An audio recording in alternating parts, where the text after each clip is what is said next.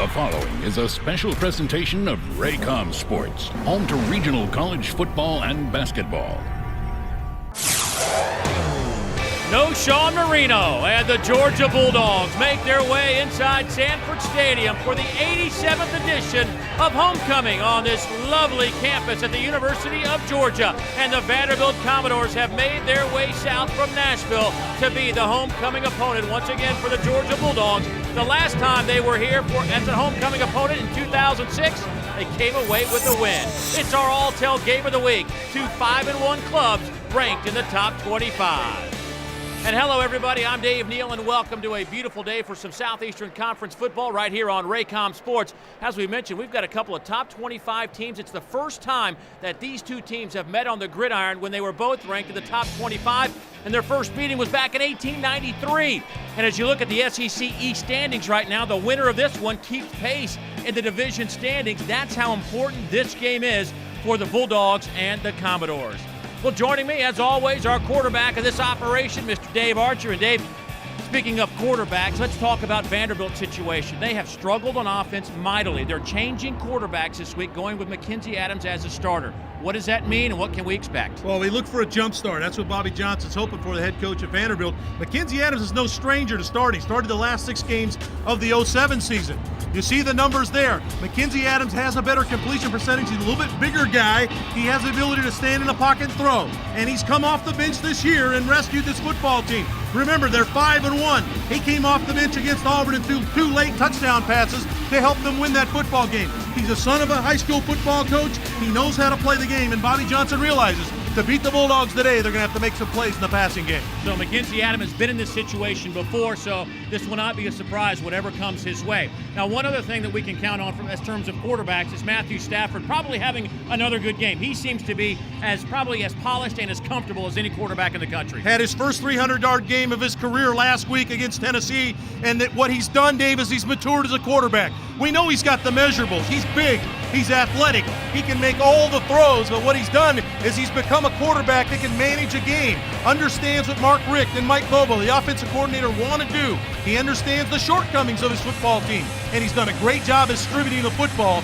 Matthew Stafford has made the next step to being a patient, solid quarterback. And there is no question he is the undeniable leader of this Bulldog football team. Let's take a look at our Toyota keys to the game. For Vanderbilt, they've got to open the doors, and by that they need to take advantage of all the turnovers. They're +7 in the SEC in turnovers. They need to take advantage of their opportunities. And for Georgia, they've got to dog them up front. They got to get that young offensive line coming off the ball, establish the run game, and get no Sean Marino going downhill.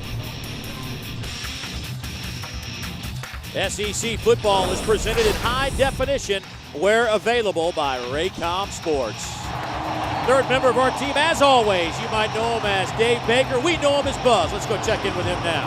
Hey, Dave, good afternoon on a gorgeous day here in Athens. The Georgia Bulldogs won the toss, elected to defer, and that puts their defense on the field, and that puts the attention squarely on the shoulders of little Rennie Curran. Little from the standpoint of his stature, but big from the plays he makes all over the field. Yesterday, Willie Martinez, the defensive coordinator, said that he is the identity of this team. They thought he was too small to recruit initially, but they kept going back and looking at the tape, and every time they looked at the tape, the guy was making plays all over the field, and that's what you're going to see from Rennie Curran today. Georgia won the toss. They defer, so Vanderbilt will receive. Blair Walsh out to kick it off for the Georgia Bulldogs. And a top 25 showdown midway through the college football season between the Commodores and the Georgia Bulldogs. It's the 21st time Vandy has been Georgia's homecoming opponent. They have won 3 of those games against the Bulldogs. Of course, the last coming in 2006. They also won back in 1994, and they did it again back in 1922. Mark Richt hopes that Alabama loss to his club certainly will keep them focused for the remainder of this season. And we are set and underway at Athens, Georgia. Line drive kick goes down to DJ Moore. Out over the 25 to the 27-yard line. In terms of completing his passes so far this season. Here's Sean Walker around that far side. He'll get it out to the 31-yard line. And our Budweiser starting lineup defensively for the Georgia Bulldogs. A front four that's, despite a loss, played pretty well. Yeah, Jeff Owens out of that middle part, and Geno Atkins has stepped up big time in the middle for this team. Rennie Curran, you heard Dave Baker just talk about Rennie Curran. He's all over the field, leads the team in tackles, and their secondary is solid. Asher Allen is a guy you'll see come off the short side in the blitz from the corner position. We've talked a lot about offensive lines in this league. There are a lot of good ones, but we might have two of the best secondaries going today. Here's Hawkins off the left side. He will pick up the first down out near the 38-yard line. Hit by Darrell Gamble and Rashad Jones, but not before the Commodores moved the chains. Coming off a disappointing loss to Mississippi State last weekend that broke their 5-game winning streak. Here's Hawkins. Out to the 42-yard line. Geno Atkins, the junior, able to bring him down. Number 56, Geno Atkins. Last week was a tough go of it for Vanderbilt, to say the least, against Mississippi State. I think a lot of people were looking at that game to find out, you know, what was going to happen with Vanderbilt. So much national attention, and they just kind of laid an egg on the road. That's the best way to say it. Well, credit Mississippi State, too. They played extremely good defense, but you're right, Dave. Bobby Johnson's team had a tough time getting something going.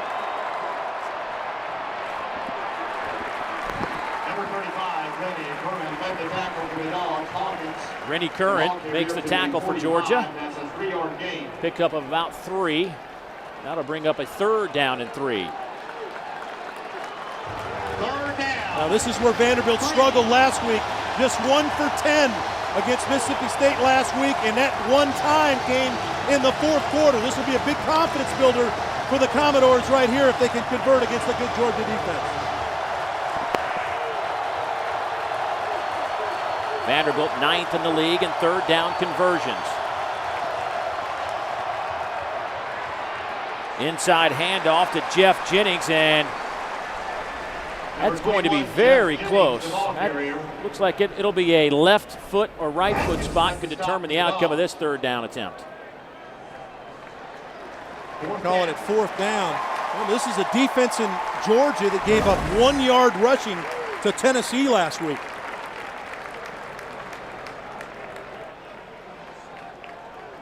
Number 39, Brett Upson, in the ball game for Vanderbilt in punt formation.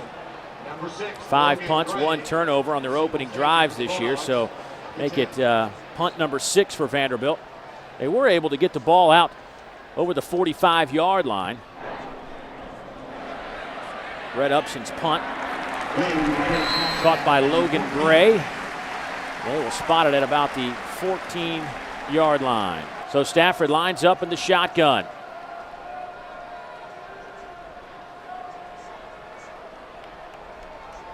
Georgia's offense averaging 33 points a game, 3rd in the conference. First pass and catch is complete to the freshman A.J. Green, who adds to his team-high totals. He now has 30 catches on the season.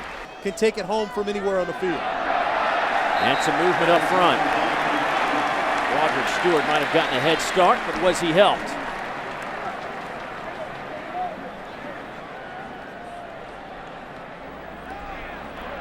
Offsides, number 90, defense. The 5-yard penalty results in a 1st down. Good solid use there of the hard count by Matthew Stafford. And we talked at the top about Stafford becoming a guy that's a full-ranging quarterback that understands the game across the board. He knew it was second, shorter than 5, used the hard count, got the offside penalty. So on 1st down and 10, the Bulldogs will line up out of the I. Marino gets a couple on the play.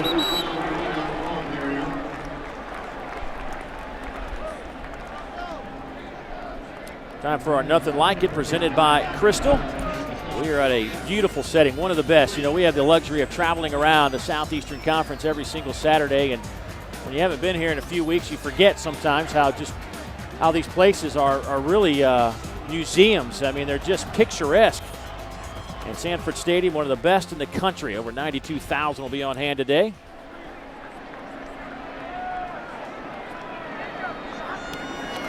On 2nd down and 7. Here's Marino. 1st down out over the 40.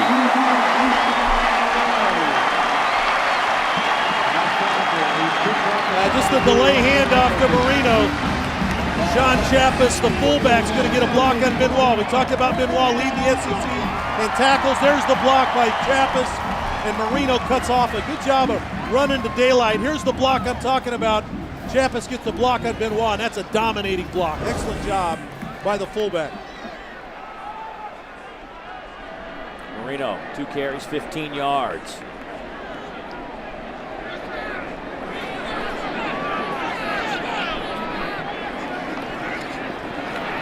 Good throw to Green. Makes a man miss. DJ Moore comes back after missing, and it finally brings him down. But another first down for the Bulldogs.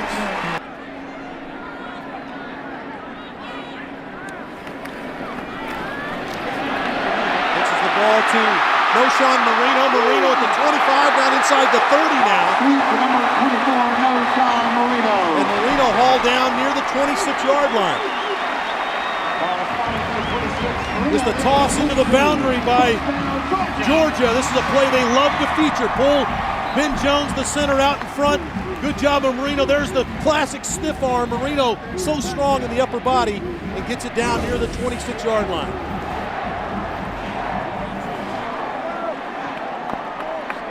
So 1st and 10 Georgia now from the 26 of Vanderbilt. Stafford looks across and calling out some protection situations. Now turns, hands the ball to Marino. Marino again, the ball carrier, picks up a yard. Inside the 25-yard line. Good job by Vanderbilt that time to hold the sweep play into the boundary in the middle of the game. Number 96, Stephen Stone. Bring up 2nd and 9 for the Bulldogs at the Vanderbilt 25. Let's go down to Dave Baker. Hey, David Arch, take a look at Patrick Benoit, number 30, who's playing at weak side linebacker for Vanderbilt. Arch, I don't know how you tackle anybody, especially somebody like Noshawn Marino when you're completely healthy, but then you get a club like that on your right hand. I think that would have to make things even more complicated. Yeah, you're exactly right, Dave, to be able to wrap up a guy like Marino or Caleb King, who's in the game now. Marino dodges one Vanderbilt defender, throws it up, looking for A.J. Green through the back of the end zone. That'll bring up a 3rd down. Here's the 8th play of this drive already. A good drive by the Bulldogs, but they're looking at a 3rd down and a short 9, long 8. Caleb King in at tailback. He'll get the handoff. And he'll get just a couple of yards on that carry. And Patrick Benoit, our player, makes the stop for the Commodores, and here comes the Georgia kicking game. Pretty good stop by Vanderbilt. Talk about Georgia leads the SEC in 3rd down conversions. We're a little conservative there. Ran the football on 3rd and long. 40-yard attempt is on the way. And it is no good. Blair Walsh misfires from 40 yards. He's only missed 2 field goals all season, 10 out of 12, and both of those came from over 50 yards, so somewhat of a surprise. But Vanderbilt holds. 7:16 to go in the opening quarter here in Athens. Georgia returned the favor. And Dave, what we just saw from Vanderbilt is what they've been doing all year long. They let a team move the football. They haven't been able to stop it, but when they get in the red zone and get near the red zone, they come up with a stop, and then the missed field goal keeps them right in the action.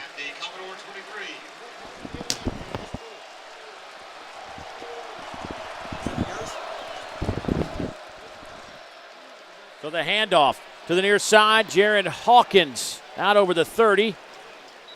Gain of about 7 or 8. Nice first down play from the Commodores. Take a look at our Woodman scoreboard.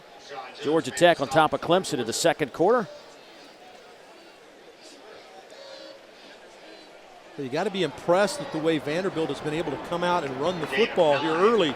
They moved the chains once, had to punt, and here they come out with a great first down play here to get 9 yards. So running the football early against a Georgia defense that's number 4 in the country against the run. So Hawkins will be the single setback on 2nd down and short. Flag down. And Hawkins got a half a yard. I don't know if he got the first down. Jarius Wynn from the defensive end position makes the tackle if the play sticks.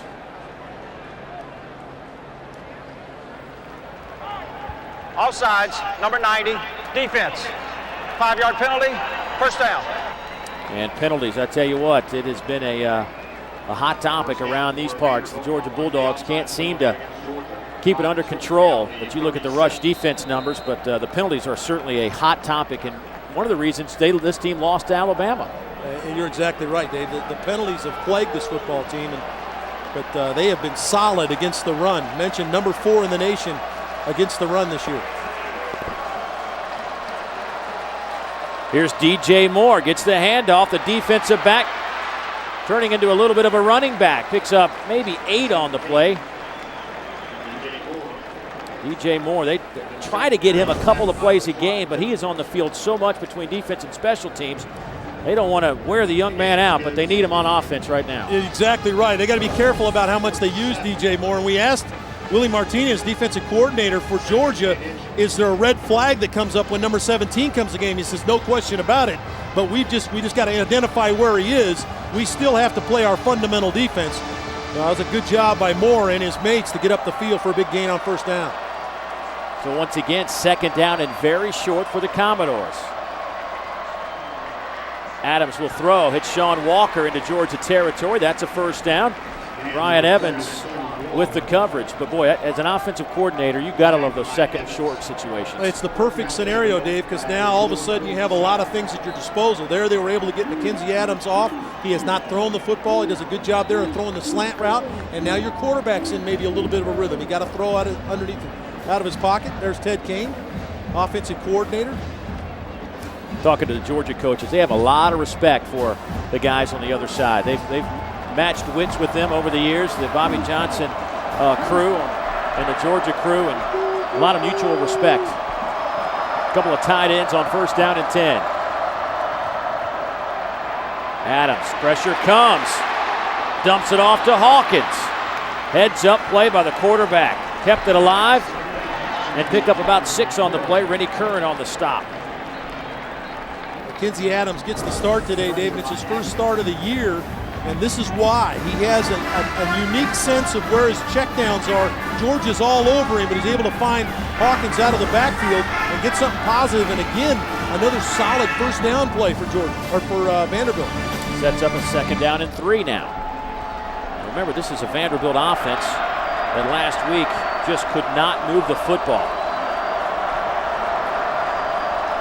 Jeff Jennings in at tailback. Jennings with the handoff, trying to work that left side. Nothing happening. Might have lost a half a yard. Justin Houston and Rennie Curran combined for the tackle. Boy, Rennie Curran, he is just a football body, football guy. He just has a knack for getting to the football. There he is, hands wrapped around the legs. Also Justin Houston, the redshirt freshman, who this team's extremely excited about. They think he might be their next big rush in here, but Lee Martinez's eyes light up when you mention Rennie Curran's name. I mean, he just is around the football. Just about every play, an amazing player. He's fun to watch. If you want to lock in on somebody, he's a guy you'd want to lock in on. It's a third down and 3 now. Pass batted in the air and intercepted at the 30-yard line. Rashad Jones with his second interception of the season. Well, tough break for Mackenzie Adams, because once you let it go, you've made a good read. You hope things work out, but good job by Georgia to get their hands in the air to create the turnover. 3:10 to go in the opening quarter. Back after word from your local stations.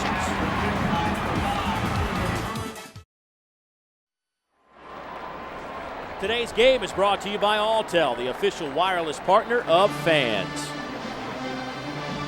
At Sanford Stadium, we are scoreless. Dave Neal, Dave Archer, and Dave Baker. Glad you could be with us on our Alltel Game of the Week. Mackenzie Adams running the show today for the Vanderbilt Commodores.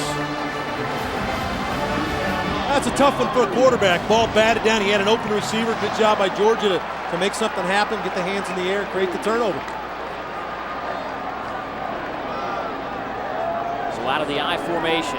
Toss sweep. Here's Marino. Noshawn tripped up after a gain of 2. Tripped up by Myron Lewis, the cornerback, coming up to play that run. We mentioned how good the secondary is, Dave. Myron Lewis coming up again, his 18th start. Came in 5th on this team in tackles. These are two really good corners, and then they're matched inside by 2 solid safeties.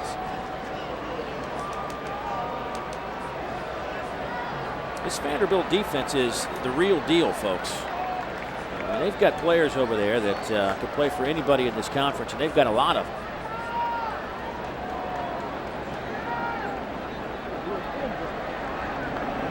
On 2nd down and 6. Stafford going up top. Wide open as A.J. Green makes the catch inside the 20. They will mark him out of bounds at the 17-yard line. Rashard Langford came over to knock him out of bounds, but not before the Dogs pick up 49 yards. It's a blown coverage by DJ Moore, and credit Stafford for seeing it. Moore should be getting depth with A.J. Green down the sidelines.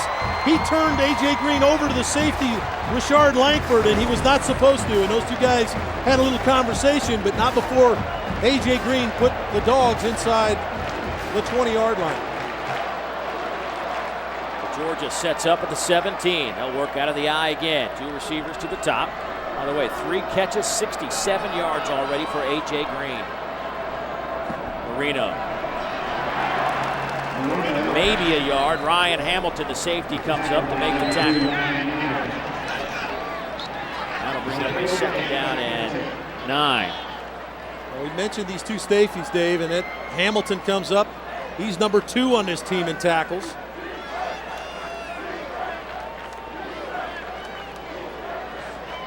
Hamilton, the junior. Had a monster game against Ole Miss earlier in the year. Yeah, 3 interceptions, a fumble recovery, a goal line tackle. Took one of those interceptions back for a touchdown. Little play action, Stafford to throw. Looking for Green. What a catch, touchdown Georgia. Wow, 17 yards. Is this guy a player? Well, he's long at 6'4", and he's working against one of the best corners in the SEC in DJ Moore. Credit Stafford for throwing out where only his guy could get it, but look how long he is at 6'4", and then getting the knee down. DJ Moore, excellent coverage, just an outstanding job by a young kid to get his hands on the football. Point after is up and good. That was the Stafford and Green drive. 17 yards on that touchdown reception for the true freshman out of Summerville, South Carolina. Yeah, I'd say he's pretty impressive. Back in a moment.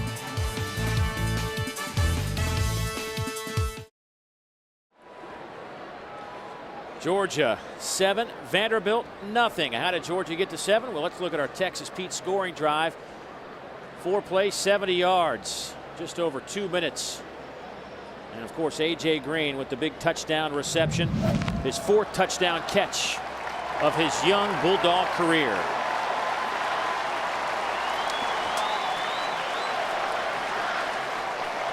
How about Matthew Stafford has completed 4 passes today. It's 4 out of 5. All 4 have gone to A.J. Green. The big freshman has really stepped up big. His first completion was A.J. Green, first play of the game, and then the deep throw in that series to get him inside the 20, and then he came right back to the young man on the touchdown throw against man coverage.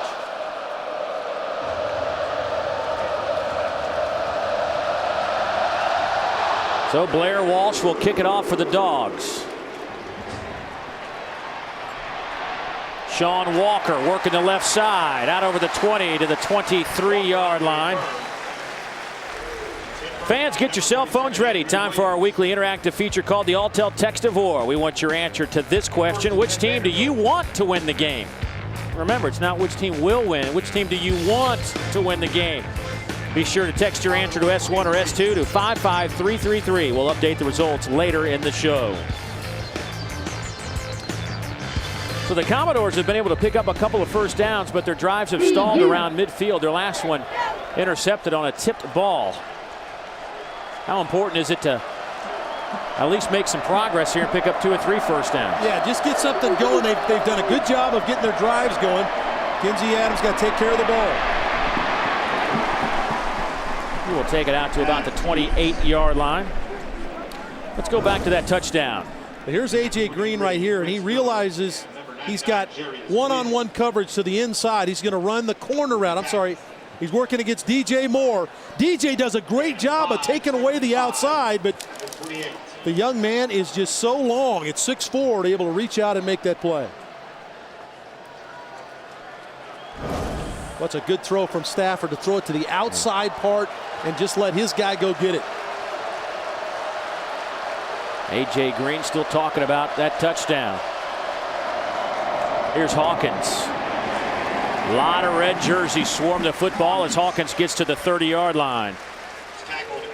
And that'll do it for the first 15 minutes of play from Athens, GA.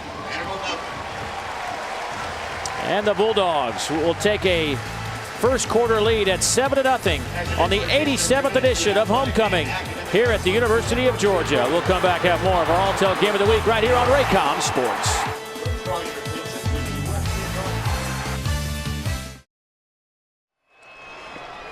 SEC football is brought to you in part by Nissan and your local Nissan dealer.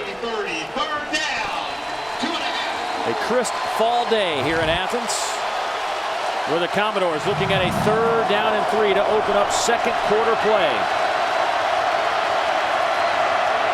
Adams will throw, looking for the tight end. It is incomplete. Jake Bradford, the intended target, and Vanderbilt will have to punt. Take a look at our AT&T first quarter stats.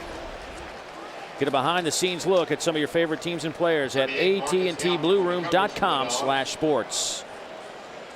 How about Georgia averaging over 10 yards per play in that first quarter? Now, and only 14 yards passing for Vanderbilt. That's been their Achilles heel. Only 90 yards on the year per game. That's 116th in the nation in throwing the football.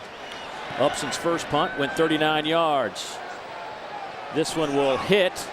Did it hit a Bulldog? I don't know. That's Georgia running off the field quite quickly as the ball settles in at about the 22-yard line. Timeout on the field. Matthew Stafford and the Georgia offense set to make another appearance. Back in a moment.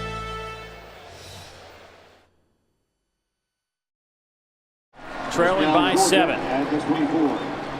Look at the yards per play for the Bulldogs. Almost 11. But no Sean Marino, who just had that carry, has yet to get loose. Adam Smotherman on that tackle for the Commodores. Well, Dave, this has been about A.J. Green. It came right out of the box and threw the ball to him there. Here's the 49-yarder that set up the touchdown. Great job of knowing where you're on the field, get your feet down in bounds, and then an excellent throw from Stafford to the outside against man coverage. A.J. Green beats one of the best corners in the SEC, DJ Moore. Haven't seen that very often. Here goes Stafford on 3rd and 9 over the middle, looking for Massaquoi. And Muhammad makes the catch, and that'll be good enough for a first down near the 35-yard line. Myron Lewis on the coverage. You know, where Georgia stepped up is they're just going against Vanderbilt's strength. We talked about this secondary. Myron Lewis working against Muhammad Massaquoi. Excellent throw to the inside, and a good job of Massaquoi gearing down to make that play. Buzz, let's go down to you. Massaquoi and A.J. Green, they call him Tweedledee and Tweedledum around here. And Massaquoi, the senior, has really taken Green under his wing. But it's really been Green who has had the biggest impact on Massaquoi, because in situations like that, Arch, Massaquoi no longer getting double covered. Little play action to Marino. Stafford going deep, showing that arm and looking for Green. Can't make the catch at the 20. DJ Moore on the coverage for the Commodore. Here's Marino trying to get the corner. Making a couple of players miss, and he'll pick up the first down. A gain of 12. Patrick Benoit brings him down. Not before. First down for the Bulldogs. To run the football successfully, you got to have some blocking down the field, Dave. Chambliss gets the block at the point of attack. The fullback gets the block there just enough. And then look at the receivers trying to get in front. Just trying to stay in front and give Noshawn Marino an opportunity to run it. There's Noshawn's family, including his grandmother. He's been here for a week now. Was here last week, decided to stay in the area and get a couple of games in before heading back north.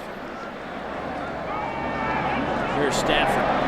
Rolling, having time, throw it on the run, looking for Massaquoi, but DJ Moore's there to pick it off.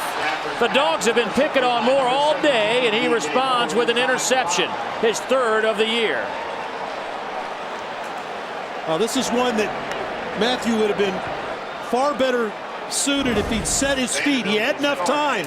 He gets the boot, the edge is blocked. He could set his feet right here and let it go. But he tried to throw it on the run. And a good job at DJ Moore finding the football and getting back to it. Again, a ball a little underthrown. Massaquoi was trying to come back and get into it, but Matthew again just a little underthrown on the throw. Hand off to Hawkins, trying to get outside. Gets it to the 5, gain of about 3 on the play. Rashad Jones comes up from a safety spot to make that tackle. Rashad Jones made the stop for Georgia. That's an excellent read by Rashad Jones to come all the way from free safety to make that play. Number 3 on this team in tackles. Does a good job of reading the sweep, ran through a couple of blocks, and put Hawkins on the ground. This Georgia defense has been tough against the run. They've held 4 teams to less than 60 yards on the ground. 2 tight end set for the Doors.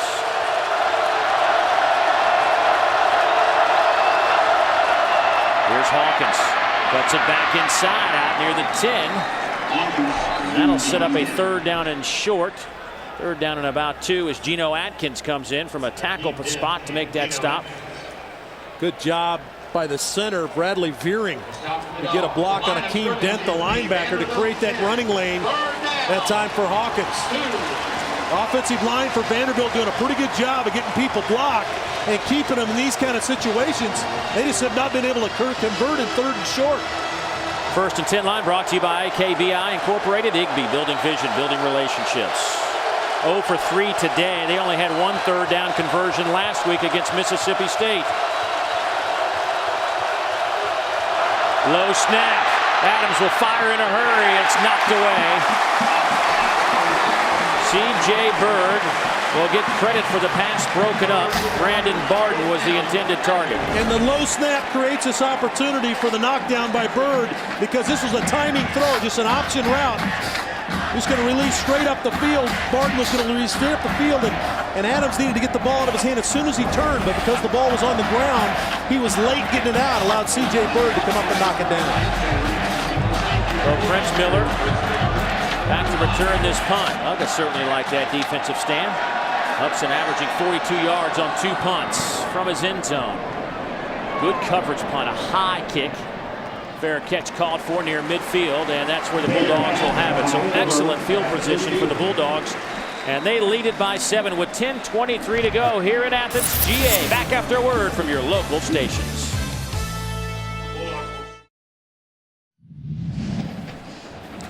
Closed captioning is provided by Chick-fil-A. We didn't invent the chicken, just the chicken sandwich. There is DJ Shockley, Georgia quarterback here from 2002 to 2005. You get to see him quite a bit. Good guy, boy, good guy. With the Atlanta Falcons now. Looks like a busted play. Stafford just trying to get out of bounds. Wishes he had the speed of a DJ Shockley on that play.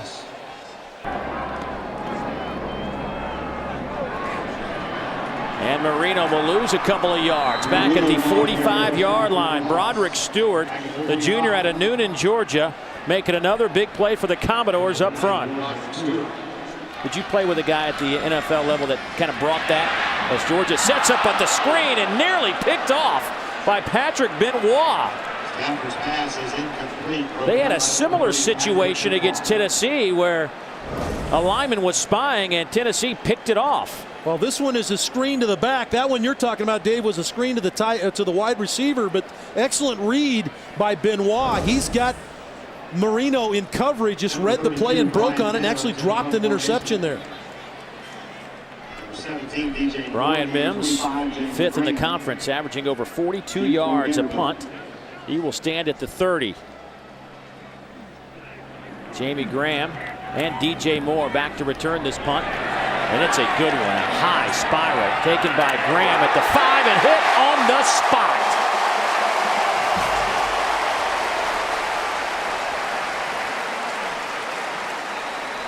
Number Good special teams coverage by the Dogs will back up the Commodores once again. 7-0 Georgia leads.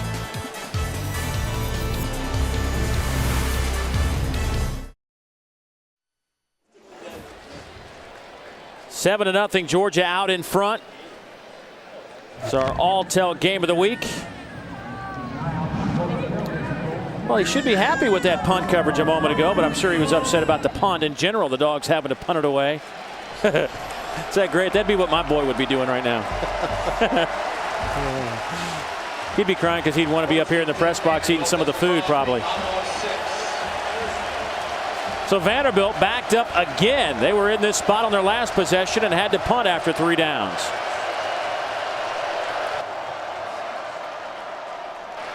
Adams going up top. It's wobbly, looking for Sean Walker. It's incomplete. Bobby Johnson thought there should have been a flag. Asher Allen on the coverage.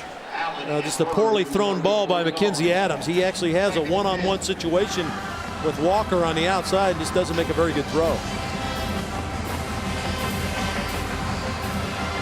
Bobby chattering at the official there. Felt like that maybe Walker was grabbed before the ball got there. Walker trying to gear down to catch that underthrown ball. 2nd down and 10 now with 8:51 to go in the second quarter.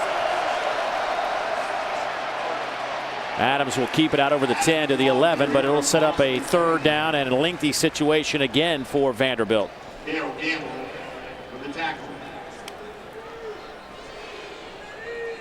Vanderbilt's done a nice job today, Dave, of keeping themselves in manageable 3rd down situations. Bobby Johnson's crew struggled last week, just 1 for 10 against Mississippi State. But again, this is a very manageable 3rd down, 3rd and 6. These are the kind that you like to have if you're a play caller.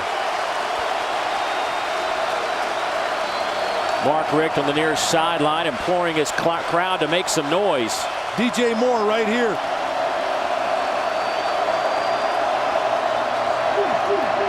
They'll go the other way and get it to Jared Hawkins with a nice grab and picks up the 1st down. How about the catch from Hawkins out of the backfield?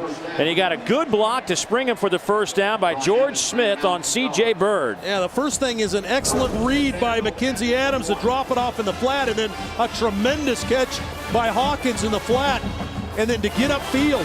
Got a little assist, got a little block there from one of the outside guys, George Smith. Excellent catch by the young man out of the backfield. Those are the kind of plays you need to make. You struggle a little bit with your passing game. Got to squeeze those that sometimes slip away.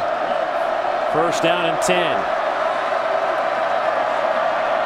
Adams has time to throw. Hit the tight end, Brandon Barden. Will take it out over the 25 to the 26-yard line. Rashad Jones already with 4 stops today from his safety position. Got our Woodman scoreboard. Georgia Tech on top of Clemson. Texas Tech hanging in there, one of those undefeated teams in the Big 12. All those teams are going to start playing each other pretty soon, and obviously a big one later on with Texas and Missouri. So 2nd down and 5 now for Vanderbilt. Commodores have racked up 89 yards of offense. Georgia with a $149. Hawkins making some people miss out near the 40. That'll bring up a 3rd down and short. Prince Miller finally brings him down, but Hawkins 5'10". They list him at 5'10", 200. Not a real big back, but he's a guy that can carry the ball for them. He really is. A big-hearted guy, too. They say that his motor's running all the time, and he did a good job there because Roderick Battle had blown up the play, and he sidestepped him. And again, here we are, Dave, in another 3rd and short situation for Vanderbilt. They've done a great job of keeping themselves in these situations. Hawkins 8 carries, 37 yards today. Georgia looking at a 3rd down and 1, as you can see on our Academy Sports down and distance marker. And a timeout taken by Vanderbilt, their first. First charge timeout of the half. 30-second timeout. We will return to Athens after this message from the Southeastern Conference. University of Georgia.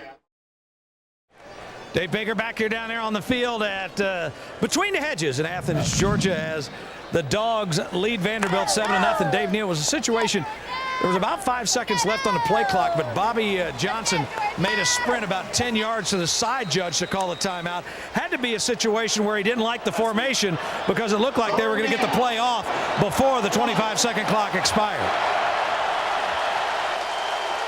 Well, we'll see what they dialed up during that timeout. A handoff to Jamie Graham.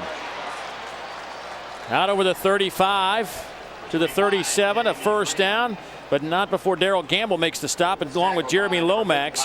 Jamie Graham, a young player, multi-sport performer at Vanderbilt, plays on the basketball team. He is an electrifying athlete, not exactly the 4.3 speed guy, but very elusive.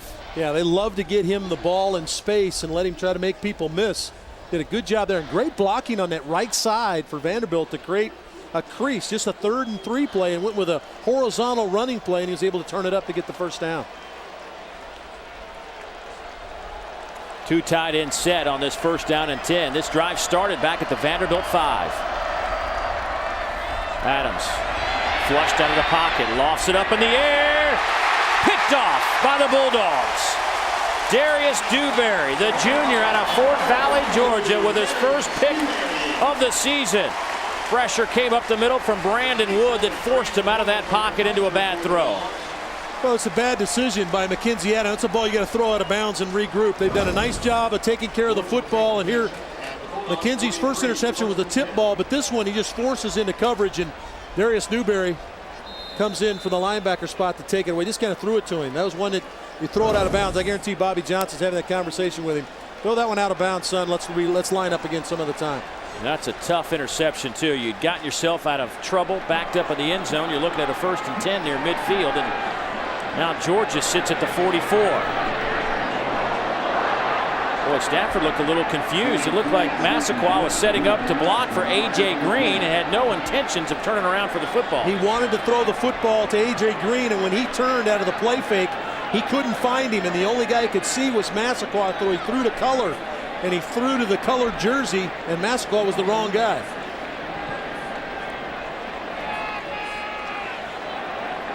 Boy, the Commodores, it's hard to put points on the board when you start every drive inside your own 20. That's what Vanderbilt has had to deal with today in terms of an average. Here they go out of the eye, do the Bulldogs. Good spin move by Marino. Noshawn driving, powering his way down to the Vanderbilt 42.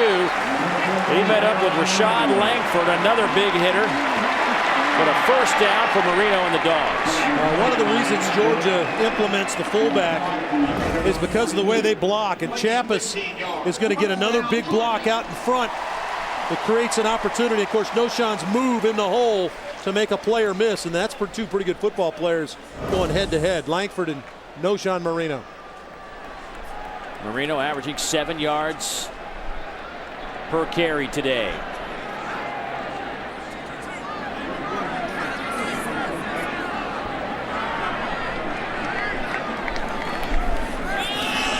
Here's Marino.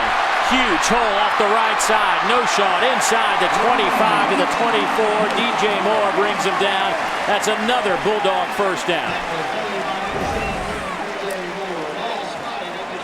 Excellent job of creating a crease for Noshawn Marino, and it's because of the group that they saw on the field. The reason being is you see this defender out in the slot, that's a defensive back. So they have 5 defensive backs in the formation so they can run the football against a 6-man front. And that's what Matthew Stafford saw. He checked to the run and got Marino the running room. So Georgia quickly back to the line, and a quick throw to the far side. Here's A.J. Green trying to make Moore miss. Moore hanging on before he gets some help.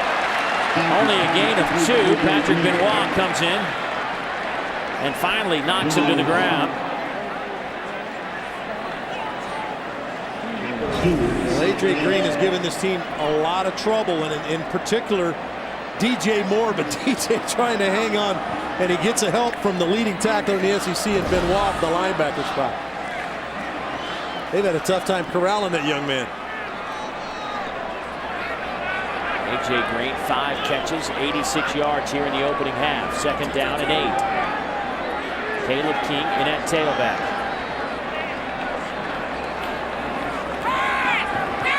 Stafford wide open.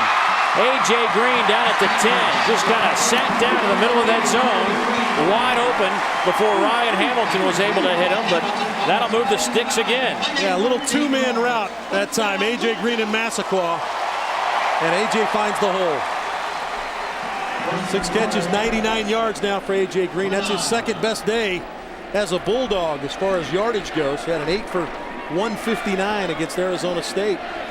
I'm sorry, against Alabama. Yeah, against Arizona State. Look at our red zone powered by Honda generators for the ultimate tailgating experience.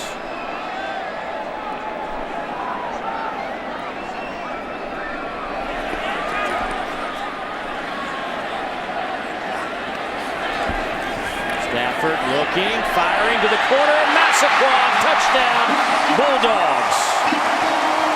9 yards, and boy, did that look easy. Well, you got that right. Man coverage on the outside again. We talked about Lewis and DJ Moore. It's just a play action fake, frees the safety. That's Hamilton up short. And just a corner route run by Massaquoi against Myron Lewis. No help to the outside, and right on the money was Matthew Stafford. Point after by Walsh is up and good. So Massaquoi with his 4th touchdown catch of the season. He's now caught a pass in 28 straight games. Georgia leads it 14-0. Back after a word from the SEC. Georgia leads it 14-0. A couple of touchdown passes by Matthew Stafford. As you look at our Texas Pete scoring drive, that one 57 yards. Capped off by the touchdown catch from Muhammad Massaquoi. Dog fans are dancing here at Sanford Stadium. Why not? Your team's leading by a couple of TDs. Josh Allen will take this kickoff out over the 25-yard line. 2 interceptions around midfield.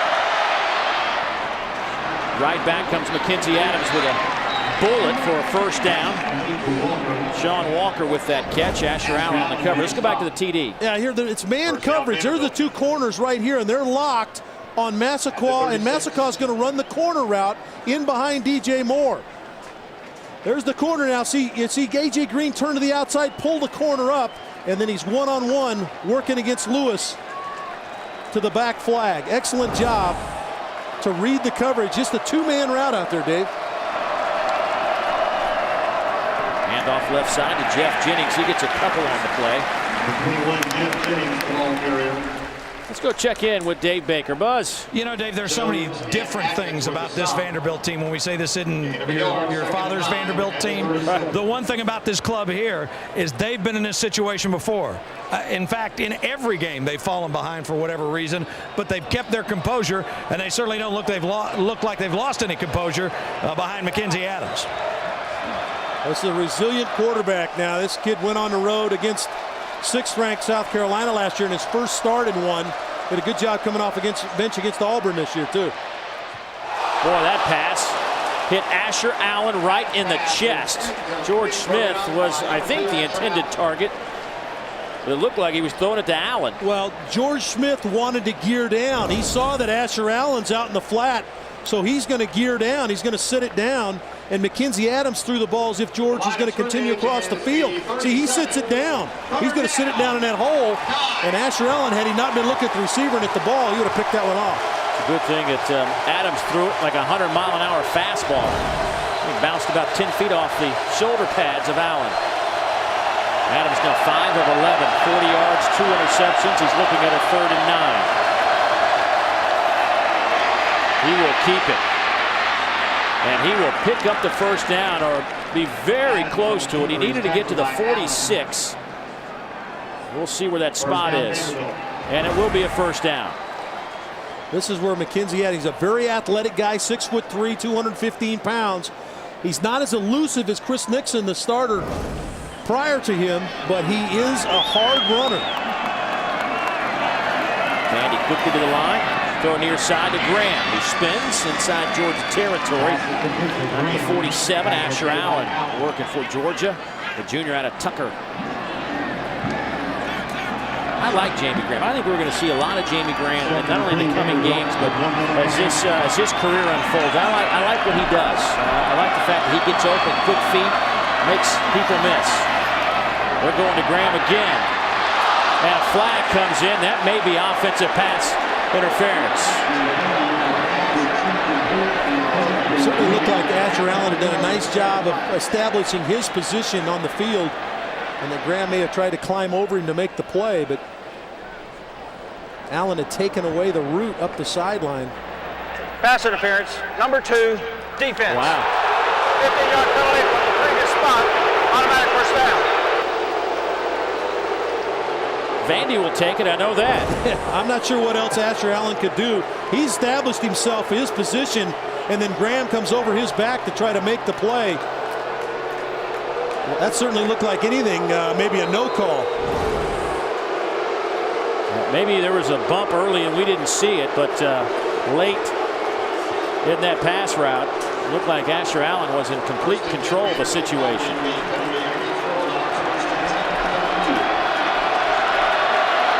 So Vandy now at the 32 of Georgia. Pressure comes, batted in the air, and nearly picked off by Darius Dewberry. He already has 1 INT today. And Gamble is still down for the Bulldogs. Well, watch the heat they bring. Rennie Curran comes to the outside, and here comes Gamble right up through the middle. He's the guy that gets his hands on the football, and then Dewberry tried to do the juggling act and come up with it. But I think that Gamble hurt his back, Dave, as he dove in the air. He hyperextended his back. Tremendous effort by the sophomore middle linebacker. And you know, Gamble filling in for Ellerby, who was their starter and preseason All-American in some people's books. And Ellerby still out with an injury, and Gamble filling in for him. And Gamble's certainly a quality player in his own right. So Georgia battling the injury bug, not only offensively but defensively.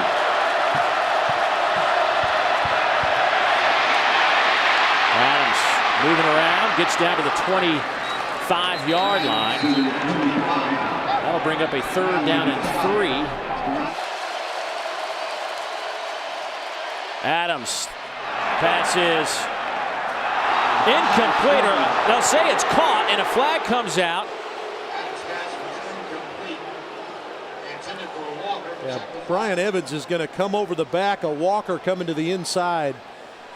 It's going to be a pass interference call is what they're going to get here.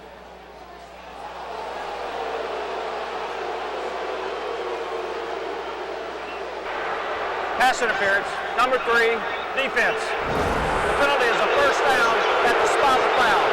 Now Georgia's dialing up some pressure. Dewberry pushes the tight end right back into Adams. Well thrown ball low into the inside, and the call was that Evans came over the back of Walker before the ball got there. So a 7-yard penalty will set up a first down and 10 with 28 seconds left. Vandy still with a timeout. They may not need it. Going for Graham. Touchdown! Vanderbilt. What a drive before the half. 18 yards. I told you Jamie Graham was a playmaker. Come on. You like him. Jamie Graham lined up outside one-on-one with Brian Evans. Young man that was just called for the pass interference call, and he's in good position. At that point, you got to go up at the highest point and take it away. Graham does that. Evans does not. And Vanderbilt is on the board. Bryant Hochfeld on for the point after. It is up and good. Well, the Bulldogs helped Vanderbilt out on that drive with a couple of pass interference penalties to keep the drive alive. Vanderbilt will take them. And they cut the Georgia lead in half with 22 seconds to play before intermission.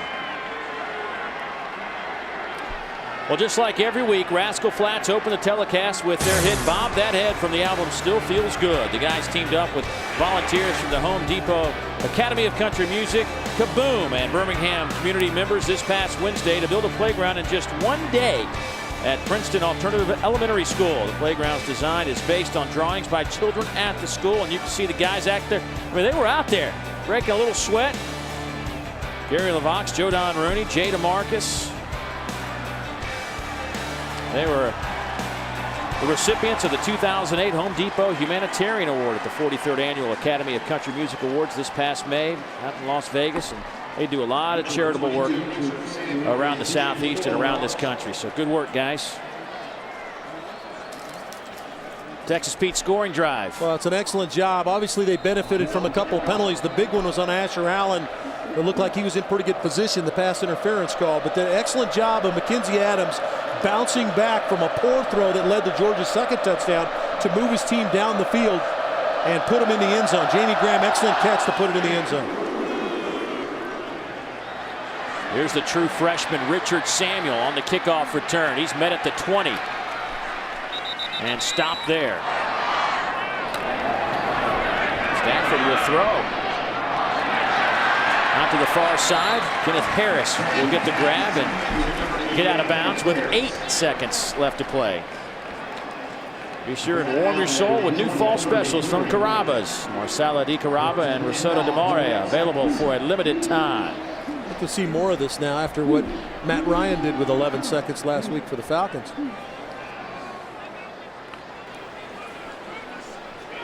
Bruce Fowler getting after it over there on that far sideline, isn't he? He is. He saw the same play, same game we saw on Sunday against the Bears and the Falcons. Caleb King. That'll stop the clock with 1 second. If he picked up the first down, they'll reset the chains, and then everybody will head to the locker room. So a couple of 5-1 clubs. Bruce Fowler's defense gave up a couple of TDs to Mark Richt's offense, but the Doors responded late with a touchdown to make it 14-7. Hanging in here against the 10th ranked team in the country. Let's go down to Dave Baker. Mark, disappointing, I know, for you that last drive, but before that, you get 2 turnovers, turn them into 2 touchdowns. We did. I'm proud of our guys. I knew Vanderbilt would not go away easy. We went ahead 10-0 2 years ago in this very spot. They came back to win, so our guys know they're in for a fight, big time. One thing you've done, though, is you've got Noshawn running the football, and then you got Massaquoi and Green providing tough matchups on the outside. Well, that's the key for us. You know, those are the 3 key playmakers. And Stafford, of course, getting it to them, and we want to continue to do that. All right, thanks, Mark. Yep. Mark Richt and his Georgia Bulldogs on homecoming Saturday go to the locker room with a 14-7 lead over the Commodores of Vanderbilt. The Georgia Bulldogs turned 2 turnovers into 2 touchdowns, 1 each by Mohamed Massaquoi and A.J. Green, and they lead the Vanderbilt Commodores in this top 25 matchup 14-7 here on homecoming Saturday. Dave Baker back here with you on Raycom Sports exclusive coverage of Southeastern Conference football.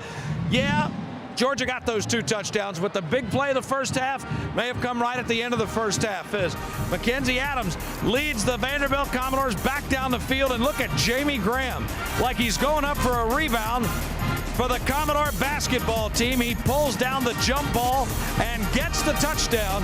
And Vanderbilt, as they've done all season long, they're coming back once again as they pull it to within 7 at 14-7. Time now to take a look at our Advanced Auto Parts drive to the SEC Championship standings. And here in the East, this is why this game is so important. Not only a top 25 battle, but you see Georgia and Vanderbilt trying to battle to stay in touch with Florida in the East. And in the West, Alabama coming off that bye week as they take on Ole Miss a little bit later this afternoon, and LSU waiting next week for these same Georgia Bulldogs.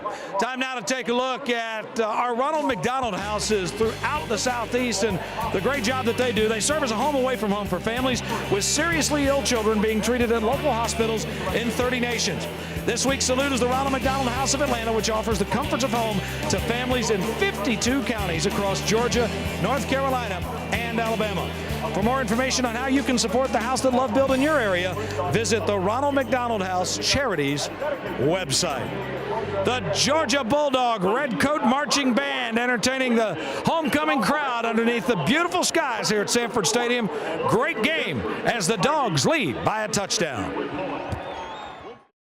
Oh, and the Super Dogs are out. And they need all the help they can get because Vanderbilt is more than a little game. 22 is Vanderbilt ranked, the Georgia Bulldogs 10, and only a 7-point difference here at halftime. Time now to bring you to Cooper Tire's big stop of the week, Arkansas. Two huge defensive stands last week. The Razorbacks forced Auburn's Cody Burns into 3 straight incompletions to stop a Tiger drive on the 5-yard line. And then on Auburn's final drive with 29 seconds left, safety Matt Harris made a diving interception to seal the game. And that's the Cooper Tire's big stop of the week as the Razorbacks beat Auburn 25-22. All right, time now to take a look at our Outback out-of-town scoreboard. It's brought to you by Outback. There you see Georgia Tech hanging on to a 14-9 win or lead rather over Clemson. We'll get it in a second. Wake Forest trailing Maryland. That one also in the third. Texas Tech trailing Texas A&M at the half 23-20. Purdue looking to bounce back. They have not so far as they're getting doubled up at the break. Iowa on top of Wisconsin. Connecticut trails Rutgers. That one is also in the third. Nebraska shutting out Iowa State at the half. Memphis leads East Carolina. That one is in the third. Utah and Colorado State just getting ready to go. And South Florida on top of Syracuse. They are also in the third. The Red Coat Marching Band making great music, and how about the band that makes great music for us each and every week?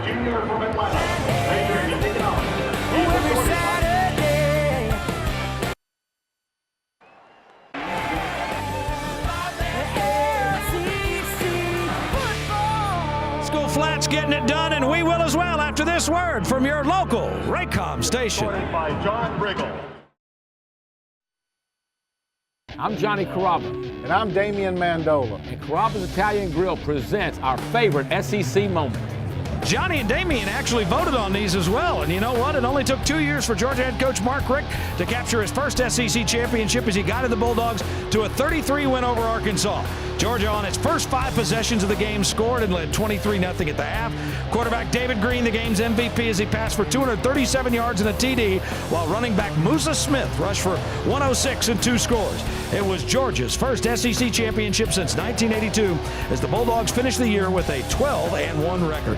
This SEC favorite moment is brought to you by Carrabba's. Good things happen around our table.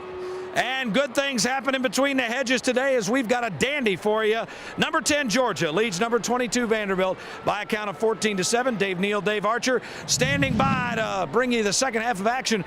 Gentlemen, no surprise here. Vandy's come back all season long. We thought this was going to be a good one, and I think it's going to go right down to the last possession. Yeah, Buzz, you know, the first 5 wins, Vanderbilt had to roll back from a come-from-behind victory, and, you know, they fell behind last week, just couldn't make up the difference. But today they hung in there despite Georgia getting off to a quick start. Well, Matthew Stafford throwing to his young receiver, A.J. Green, got the first touchdown in the book, but he did a great job of finding him. But it's really been about 2 turnovers around midfield for Vanderbilt. This one led to the throw to Massaquoi. It ended up being a touchdown here, and all of a sudden Georgia had 14-0. Well, don't count Vanderbilt out. They drove down the field, a couple of pass interference calls, and then it was Jamie Graham on the 18-yard touchdown reception. As we head to our Infinity first half stats, what sticks out as you look at those numbers? Well, I think the fact that, and we don't see it there, but the fact that they ran 32 plays, I'm talking about Vanderbilt, 32 plays to Georgia's 29. Remember last week, 72 plays for Mississippi State, only 45 for Vanderbilt. Well, in the SEC, every yard can make a difference this season. That's doubly true. Yesterday, we were on the Georgia Quad in the rain to celebrate the Regions Bank Life Green Checking and Savings. You see how much those guys are dedicated at Regions?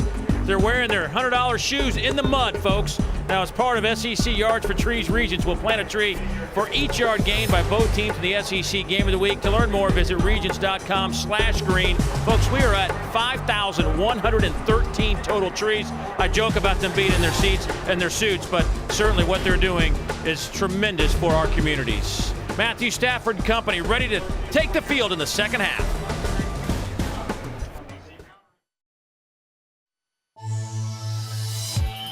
SEC football is being brought to you by Advance Auto Parts, by BC Headache Powder, by Ruby Tuesday, by Academy Sports and Outdoors, by Geico, by Pizza Hut, and by GMC. Well, the Vince Dooley Athletic Complex will be dedicated on November 29th before the final regular season game against Georgia Tech. There will be a sculpture of the coach from the championship 1980 season when he was carried off the field, and a garden on the corner of Lumpkin and Pinecrest to honor the man who spent 40 years here at the University of Georgia. Well, SEC football is presented in high definition where available by Raycom Sports. Let's go downstairs, check in with Dave Baker. Guys.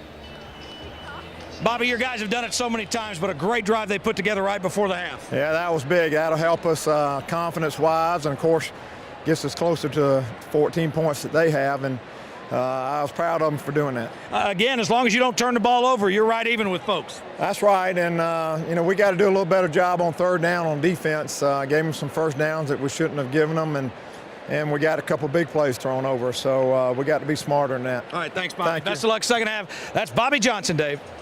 Thank you, Buzz. The Commodores certainly in this football game. They got off to a great start this year, and it is an election year. Of course, the market's been up and down lately, and we decided to put together some statistics that kind of bear out that 5-0 start Vanderbilt got off to in 1943. Franklin Delano Roosevelt was in his third term. The Dow hovered around 135. Then in 1950, President Harry Truman was in his second term. The Dow was around 235. And then in 1956, President Dwight Eisenhower was reelected to his second term.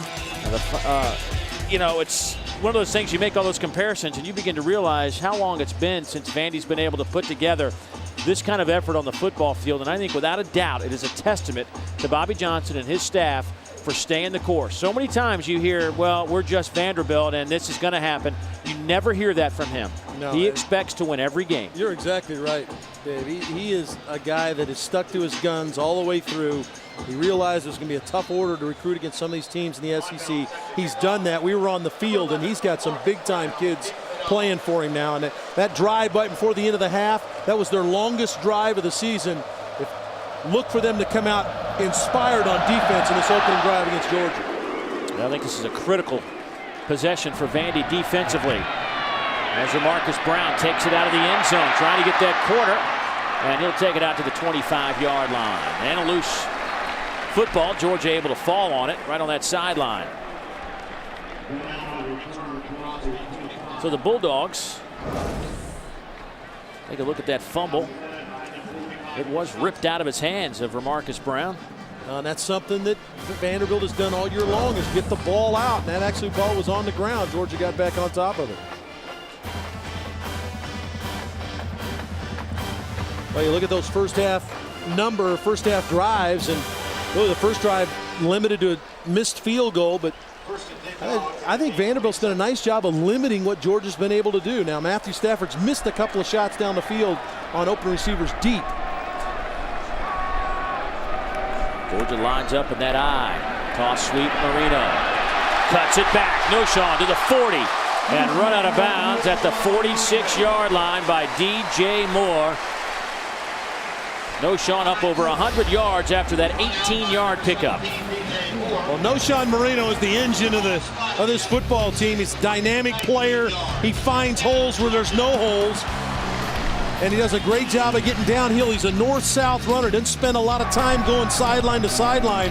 And this is their favorite play. Pull a lineman out in front, get the fullback, Sutherland out in front, and let Marino run to daylight. Sutherland will stay in at fullback. You see 106 yards now for Noshawn on 12 carries. Give him 13 carries now. He is into Vanderbilt territory. We talk so much about the spread offense, but it's kind of nice to come back and look at Georgia line up in the traditional I. So many teams have gotten away from it. Well, Mark Richt loves the fullback. We talked to him yesterday, and they have plays in for the fullback. They have a screen package that sets up the fullback, and he just likes it when you line up in the I and that fullback can bust that linebacker and get downhill with the running game. And having Brandon Sutherland back, who was out with a bad foot for the first half of the season, the senior helping Sean Chappis, who's done a marvelous job as well. Certainly a big plus for the Bulldogs. Here's Caleb King. He's inside the 45 to the 44. Well, Bruce Fowler, the defensive coordinator for Vanderbilt, trying to dial something here to slow down this Georgia offense. On a 1st and 10, Stafford throws down the middle, looking for A.J. Green, and it is caught at the 11-yard line. Hey, this kid's a big-time player. It's unbelievable. You see Steven Stone still down on the field. Outstanding pass rusher. Well, I'm sorry, Broderick Stewart. But there's the pressure. Stewart coming around the backside. But Green it's excellent coverage again by DJ Moore. He just misses the football. And outstanding concentration by the freshman, A.J. Green, to come up with the catch. He's now over 100 yards. 132, averaging almost 19 per reception. Look at Broderick Stewart, the junior out of Noonan, Georgia. A couple of sacks today, big-time pass rusher. Let's go downstairs, check in with Dave Baker. Dave, we were talking yesterday when you and Archie and I were watching tape, and Mark Richt talked about the fact that a receiver has got the best chance of coming in and making a big impact as a freshman than anybody else on the football field. But you know, A.J. Green comes in. He is a guy that not only passes the looks test, but he's able to create some separation for himself. And he dropped a sure pass. You talked about it yesterday, Arch, last week, and came back. But he believes he can catch anything that is within his reach. He's got tremendous confidence and the ability to go with it. Well, Buzz, he's certainly shown that today. He's caught him from everywhere. He dropped an easy pass last week, but Mark Richt says he's his own worst enemy. He beats himself up over that kind of stuff. Take a look at our Red Zone powered by Honda Generators for the ultimate tailgating experience. That was last week for the Bulldogs against Tennessee. It's not very good, and that's Mark Richt first got to tell you. They want to score touchdowns, and 7 times in with just 2 touchdowns is not going to get it done for him. Here goes Marino. Tripped up. Did he stay on his feet? Yes, he did. Touchdown Bulldogs. How does he do it?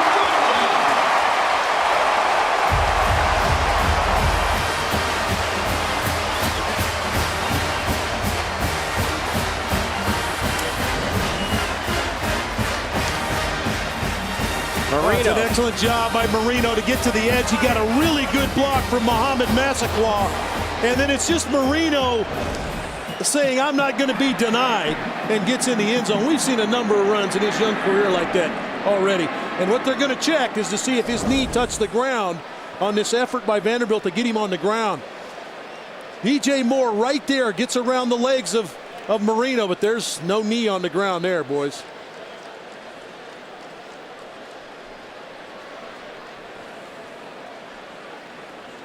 There is a left knee on the ground. Dave. Good look by our gang back in the truck. Boy, that's a great shot by the guys to get this shot from up above, and the bang deal, and there you see it, the knee on the ground. So I think the Georgia offense will be coming out here back on the field. They'll have to figure out where the spot was, where he went down as well. That's the other issue they got to look at. I think it was pretty apparent that that knee did touch the turf. But how about the balance of Marino to stay up? Obviously the knee helped him, so that's obviously kept him up. But such a dynamic player, hard to put on the ground. How about the combination? This three-headed monster. And I know a lot of people are involved in an offense, but when you talk about Stafford, A.J. Green, and Noshawn Marino, I mean, just 3 playmakers. And those two kids, one rusher over 100, a receiver over 100, and it's unbelievable. Stafford today, 10 out of 15 for 163 yards and a couple of touchdowns. Of course, coming off his career high 310 yards through the air last week. Now, it looks like this is going to be around the 12-yard line as we're going to have to mark this ball down with Marino's knee touchdown. Now the 11-yard line, spot at the 11. After review, it has been determined the runner's knee was down when the ball was at the 11-yard line. Therefore, it is 2nd and 10 at the 11-yard line. Second down.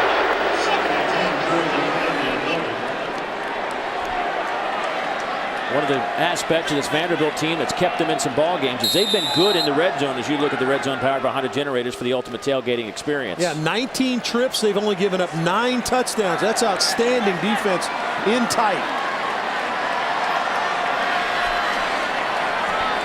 So a 2nd down and 10.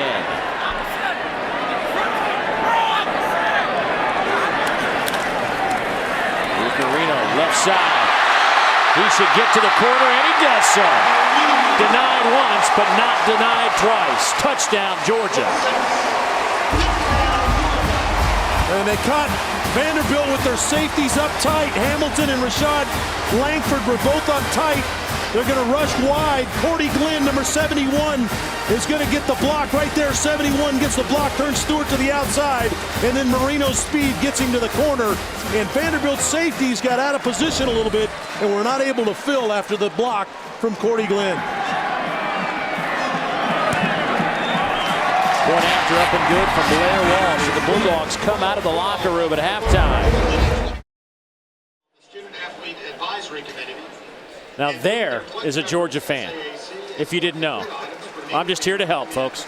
21-7, Georgia out in front. You gotta love Southeastern Conference fans. You don't find it anywhere else. Here's our Texas Pete scoring drive, 73 yards. And, you know, you said it. What a statement drive by the Dogs. Well, I thought that Vanderbilt would be inspired by that drive that they just closed the half out with. I thought their defense would come out inspired, but Georgia matched and exceeded whatever intensity Vanderbilt showed up with, because no question about it, a statement drive by the Georgia group up front, their offensive line. Yeah, much maligned group due to some injuries. You're looking at 3 freshmen, a couple of sophomores, and boy, they just got it done on that drive. His kick will sail to Moore. He'll take it at the 2. DJ Moore dancing around. Look at him move. Oh, talk about elusive. Still on his feet and finally tripped up at the 27-yard line. Nice return, and Rennie Curran makes the tackle. Let's go back to the touchdown. Safety right here, safety right here. They're going to run it out the gate this direction. Look for the Cordy Glenn block, number 71 right here. He's going to free it, and Marino's going to step inside the block. And there's nobody there. The safeties are pinned to the far side of the field. Marino's speed gets him in the end zone. Just a lot of space for Noshawn. Just a good job up front of blocking people, and then getting the safeties caught up in the wash a little bit to get in the end zone. So here's Adams. It's George Smith. That'll be a first down, a gain of about 12 on the play. Rennie Curran with the tackle. That's 5 stops for Rennie, the team's leading tackler. Look at the Vanderbilt first half possessions. Of course, that 75-yard drive right before the half with 22 seconds remaining. The only points for the Doors. Now, and the 2 interceptions were critical because they both came at midfield, which gave Georgia the short field. One of them they cashed in for a touchdown. And those interceptions were also after Vanderbilt backed up, made a couple of first downs, were moving the football. 2 tight ends set, and they'll work the near side. Here's Hawkins. And he is met by Darrell Gamble and Rashad Jones. Good job. Georgia outnumbers Vanderbilt to the ball here. Good job, Jones. The safety steps to the outside. Gamble, the linebacker, slides to the end zone. They've got Hawkins leverage there. Really nowhere to go. Just a yard pickup on the play.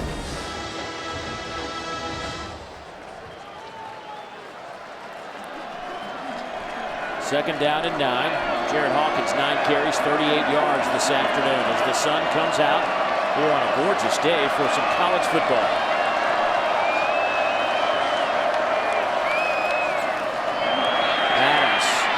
Back across the middle, hits Brandon Barden, the tight end. He'll be 2 yards shy of that first down.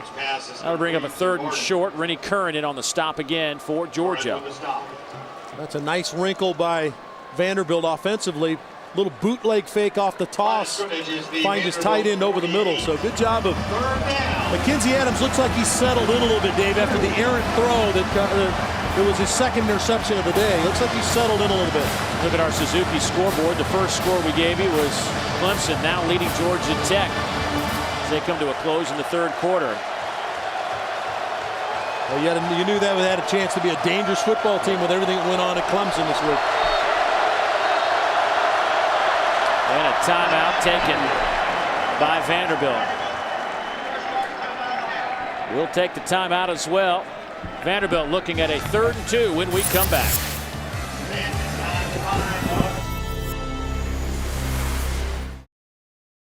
For the Doors on a 3rd down and 3, and he drops a snap.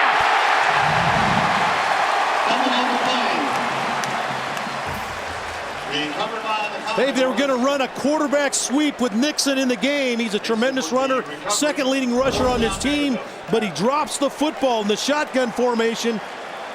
And a no pickup on third. That's the seven. They have had 7 of 8 third down situations that have been 3 or less, and they are now 3 for 8 in third down conversions.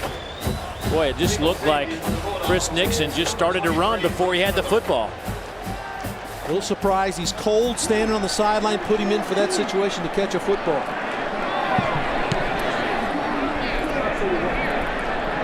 Upson's kick.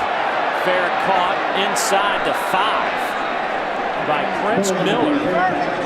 A 52-yard punt, no return. Let's go check in with Dave Baker. Hey, Arch, here's something about that third down conversion. I don't think any of us would quarrel with the fact that Vanderbilt overall is a much better football team, but there's no Earl Bennett. And a possession receiver like that, with everything he did, they had confidence in going to him. They just haven't developed anybody like that to help him out on those third down situations. Got a lot of young players, Buzz, and they George Smith has been hurt most of the year. And you're right, Earl had been that go-to guy for 3 straight years for this team. Georgia now backed up. First down and 10. We'll go with a 2 tight end set. Stafford throws out of the end zone, and A.J. Green sliding. Can't hold on to it. Second down and 10. You're going to have to credit Ryan Hamilton. Good play fake. Ball comes out quickly. So ball that's low, which is where you want it as a receiver coming to the inside. And I think Ryan Hamilton certainly had an effect on the young receiver. He knew that he was coming, just couldn't squeeze that one in traffic. Stafford with 2 TDs and an interception. DJ Moore picked him off back at the 3-yard line in the first half. Here comes Langford on a corner blitz. Georgia goes the opposite way. And Marino picks up a yard. Roderick Stewart is back on the field for Vanderbilt.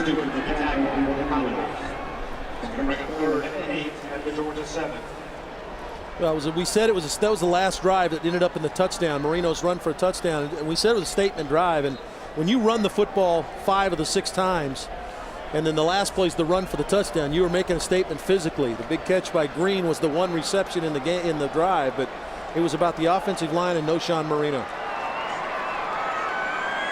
Marino with 125 yards on the ground this afternoon. It looks as though some feet got tangled up. No flag, and there it comes in at the 21. Massaquoi covered by Myron Lewis. Georgia likes to throw the little skinny post to the inside. We're just a little lean to the inside or a little dip to the outside, then break to the inside, and Lewis affects Massaquo's ability to get back to the inside. You're allowed your ground. Number 5, defense. The penalty is a first down. It's spot on the foul. But you can't impede the receiver getting to his area, and that's what happened with Lewis there. Vanderbilt, least penalized team in the league, but got hammered with some penalties last week that really hurt their chances against Mississippi State. Well, they just have not gained enough yardage offensively, Dave. They can't give yardage away in penalties. A 14-yard penalty, 2 for 19 today in terms of penalties for the Commodores. There goes Marino, hit behind the line. Got back to the line of scrimmage. Well, he doesn't lose many yards. It's rare to see him go backwards with the football. Coach Rick told us yesterday that he's seen Noshawn Marino make some of the prettiest 2-yard runs he's ever seen in his life. And with this young offensive line, as many injuries as they've had, Marino's had to minimize damage as much as he could. And there's been times he's been hit in the backfield like that one and been able to get back to the line of scrimmage or get something plus so they have an opportunity on second down.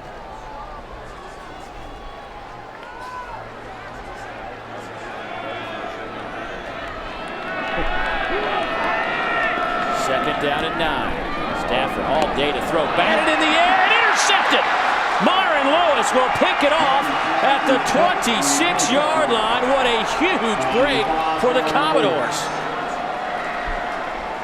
It looked like Theron Kadri gets his hands on it. 91 coming off the left side. No, take that back. It was Billinger. Billinger gets his hands in the air, bats it, and then just an unbelievable athletic play by Myron Lewis to make the catch over Massaquoi. Vanderbilt now with 13 interceptions this season. They came in with 11, tied with Tennessee for the top spot in the Southeastern Conference. And the third pick by Lewis. Mackenzie Adams back in at quarterback. Here comes Walker. They'll play fake to him, and Adams will throw. Looking for Walker, and that was nearly picked off. Boy, Asher Allen had a read on it and just ran out of room to make the interception. Well, he does a great job here, Dave, because they try to pull Asher Allen out of the coverage. They run a post route to the inside, hoping that Asher will follow the post route and then wheel Walker down the sideline. But Asher Allen stays home. That's outstanding technique defense, and playing what he's supposed to play is that outside third position, and he almost comes up with the interception. That's a good job by Asher Allen. He was not fooled and not messed up by the combination route. Hawkins with the carry, and he is met by the safety, C.J. Bird. You know, back to Asher Allen for a moment. Just you talked about a lot of starts, a lot of snaps by that secondary. I think that's just a guy who's experienced. A junior out of Tucker, Georgia's played since he got on campus. And Dave, they play a technique here. They play a short side corner and a wide side corner. Asher Allen has been playing that wide side or short side corner for a long time. Got 4 tackles today, but he's a guy that'll blitz off that side too. Vandy, 3 out of 8 on third downs today. They're looking at a 3rd and 8.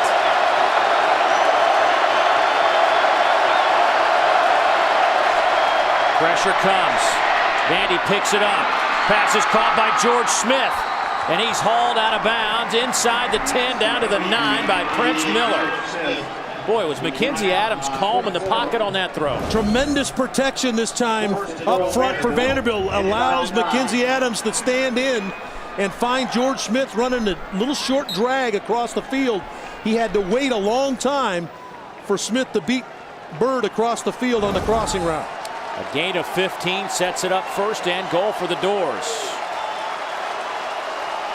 Vanderbilt, they've been exceptional inside the red zone this year when they've gotten their opportunities. Smith in motion. Looking for the fade route to Graham in the end zone. Touchdown! Vanderbilt, and Jamie Graham, his 2nd of the afternoon, and 2 spectacular catches. It's a fade route to the wide side of the field, and this might be Mackenzie Adams' best throw of the game. He has to get it to the back pylon and give Graham a chance to go up high to get it. And look where he puts it, the only place he can, in the back corner. Brian Evans has no chance. It's an outstanding throw. And you said it, Dave, the young man Graham with another big-time catch for a touchdown. Point after is up and good.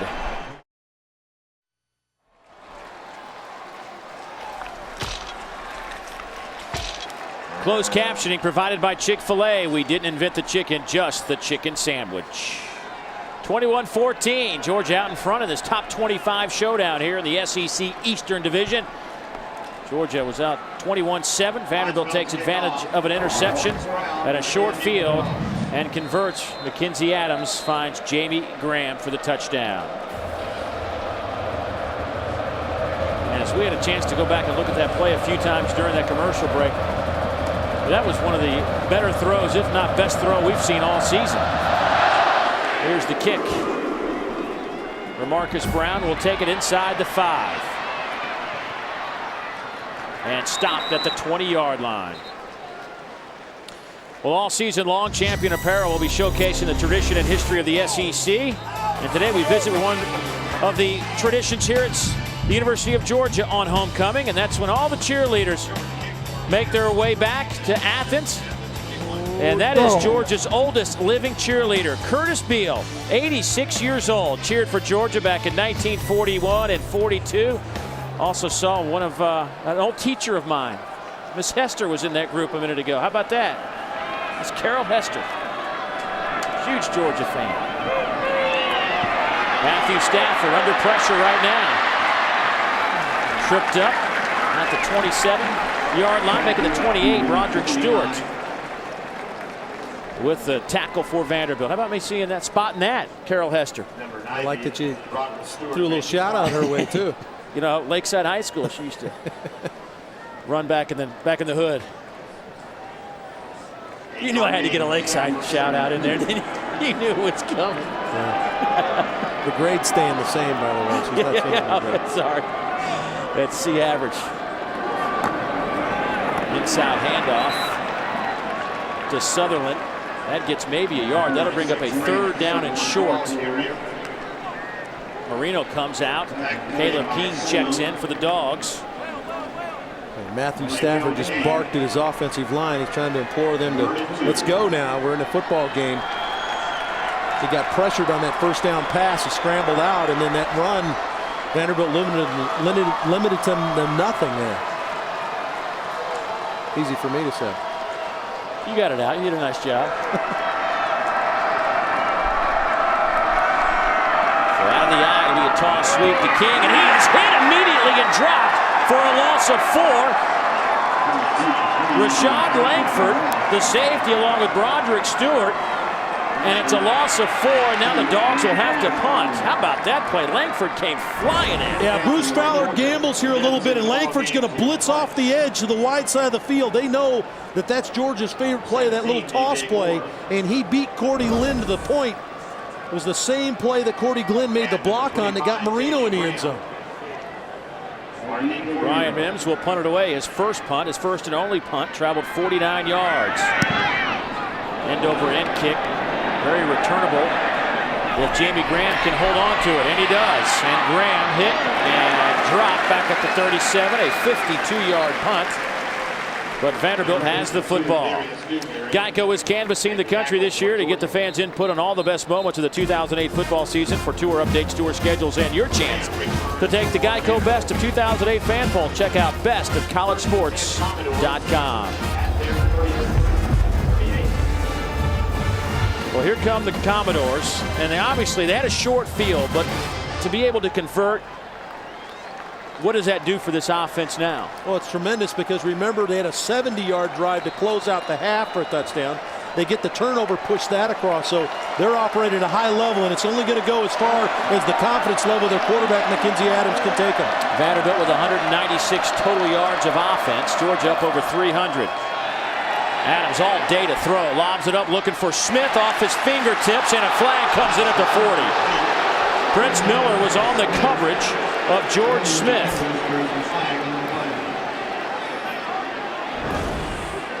Let's see if Prince Miller gets that left hand on the back. They're looking at that left arm. Where is the left arm? The left arm grabs the hip, and no question about it, it's a good call. 15-yard penalty from the previous spot, automatic first down. Here's a look at that Vanderbilt last drive that started with an interception. The ball batted in the way, acrobatic play by Myron Lewis, then the big conversion to George Smith on the crossing route, and then the throw you talked about, Dave, drop it down the chimney, right on Jamie Graham in the back corner of the end zone. I mean, it was exceptional coverage by Evans, and if that throw is 6 inches further, Graham's probably out of bounds. The perfect spot. He knows to throw it in that back corner, and that's where Graham's going to go get it. So 1st down and 10 now for the Commodores. Adams going up top. Looking for Walker, overthrew him by a few yards. It'll be 2nd down. Asher Allen on the coverage. Allen with the coverage. 2nd and 10.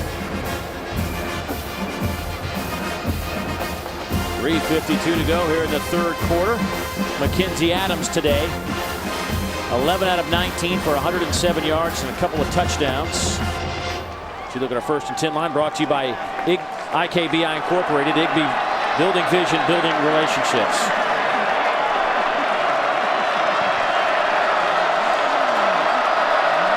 Second down and 10. Pass is caught by the tight end, Brandon Barden. It's 4.5. Rashad Jones in on the tackle. Jones now with 8 stops and an interception today. I One thing you got to be impressed with, as Georgia has got a quarterback that's got a little confidence right now, Mackenzie Adams. Mackenzie understands he took the shot on first down. He has to come back and get something on second down to put him in a manageable third down situation. He's done that all day. Done an outstanding job of keeping him in a good conversion opportunity here. On their last drive, they converted a 3rd down and 8. This time they're looking at a 3rd and 5.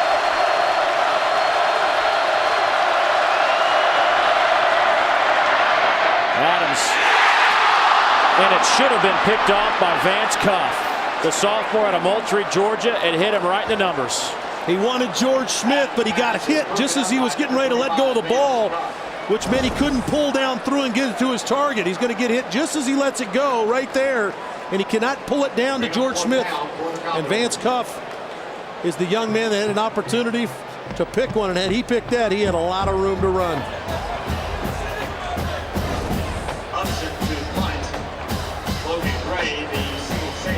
Georgia keeps their defense on the field just in case there might be something fake or something. Upson's punt through the arms of Logan Gray and down. They will say a touchback. Vanderbilt wants it down at the 1, but that won't happen. That looked like he went right through the legs of Logan Gray. That was a strange play. That was one of the best acting right there. I was going to say one of the best bluffs I've ever seen.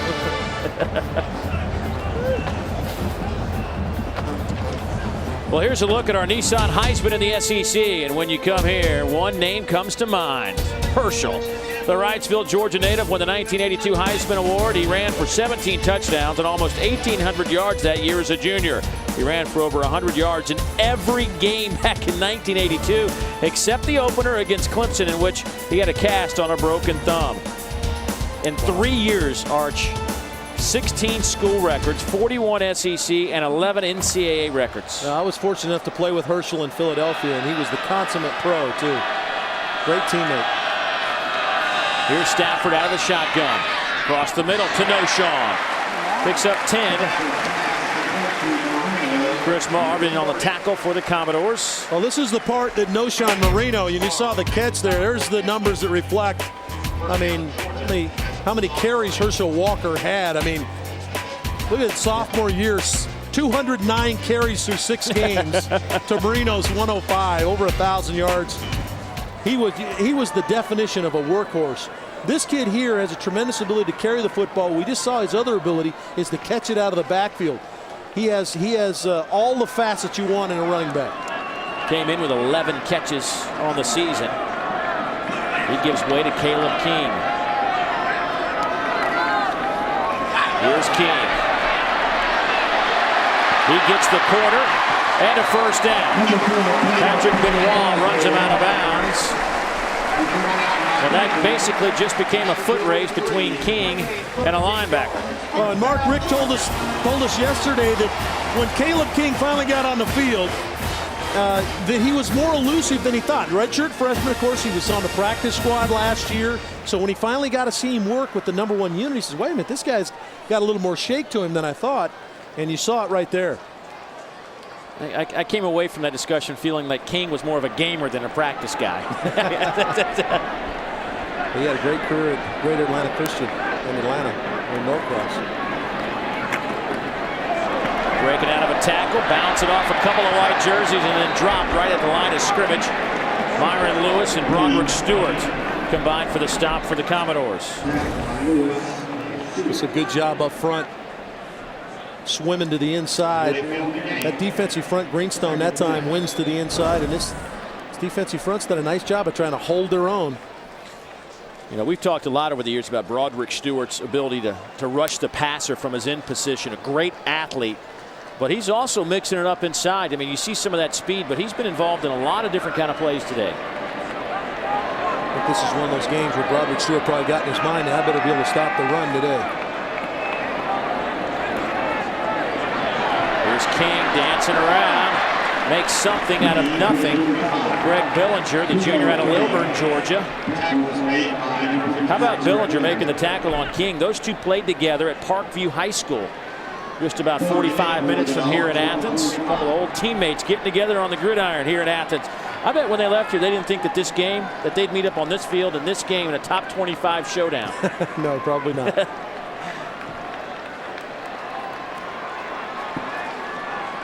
Third down and 8 as the clock ticks inside 20 seconds to go here in the third quarter.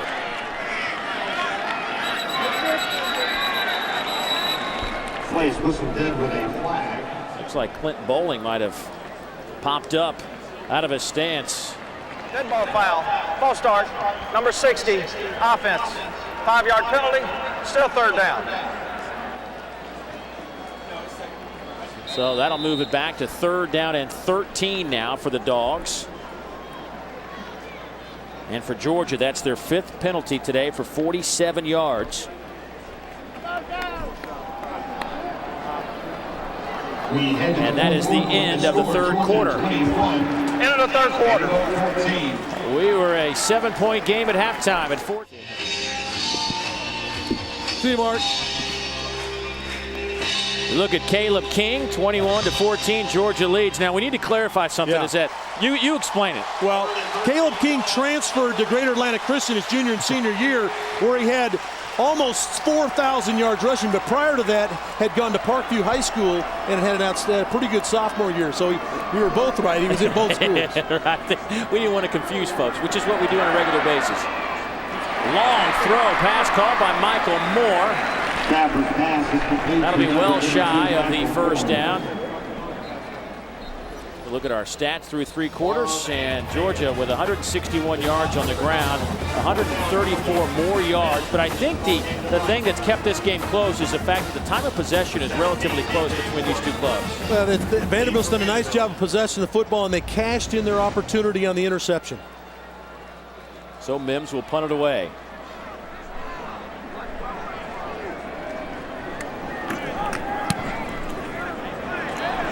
Great coverage kick by Mims. DJ Moore will field it at the 15, and he's swallowed up right there. Excellent kick by Mims, and Darrell Gamble makes a special teams tackle for the Dogs. 37-yard kick. So 14-13 to play. DJ Moore and company down 7.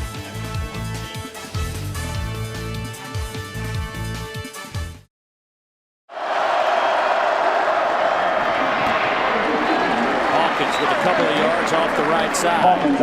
Well, this football season, it's all about you, 10 friends, and a private jet. Enter the Alltel My Circle Gridiron Getaway for your chance to take 10 friends on a private jet to any regular season game. The ultimate VIP experience for your chance to win. Text GAME to 57533 or visit alltelfootball.com. Second and 7 at the 17. You know, I don't think you want to be too conservative here, but at the same time, you don't want to do anything foolish backed up here. I mean, how would you go about your business now on a second down relatively long? I think you continue to do Mackenzie Adams does a nice job of finding the underneath throw.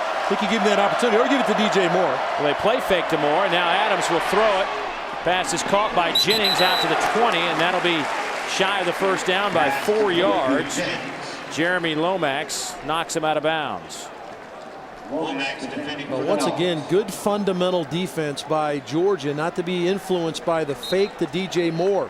And he stays on the field now. It's the first time we've seen DJ Moore, the outstanding defensive back, stay in the game. Two plays in a row on offense. Moore will come to the near side. Here's DJ Moore right here.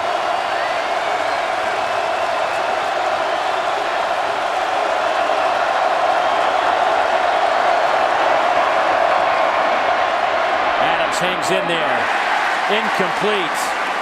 Intended for Brandon Barden. Mackenzie Adams saying he thought Rashad Jones might have been holding his jersey. Well, man coverage in the secondary. Georgia locks up, plays bump and run, and it is tight coverage. Boy, he's real tight with a hand on the back of the jersey. Brandon Barden being guarded by free safety Rashad Jones. Upson and punt formation. 5 punts today for Brett Upson. He's averaging 44 per kick. Prince Miller stands at his 43-yard line. Georgia should have good field position. Good high coverage kick again. It hits at the 40 and takes a great Vanderbilt roll. Inside the 25. Well, what could have been great field position is now just mediocre field position out over the 20, but the Dogs do have the ball after the 57-yard punt. Be sure to join us next Saturday at 12:30 Eastern as Kentucky heads down to Gainesville to take on Florida. The Wildcats defense looking at a big challenge against that awesome Florida offense. Plan on joining us next Saturday at 12:30 Eastern. Be sure to check out SECRoadTripPlanner.com and find the quickest routes and all the info you need traveling around the SEC, provided by Regions Bank.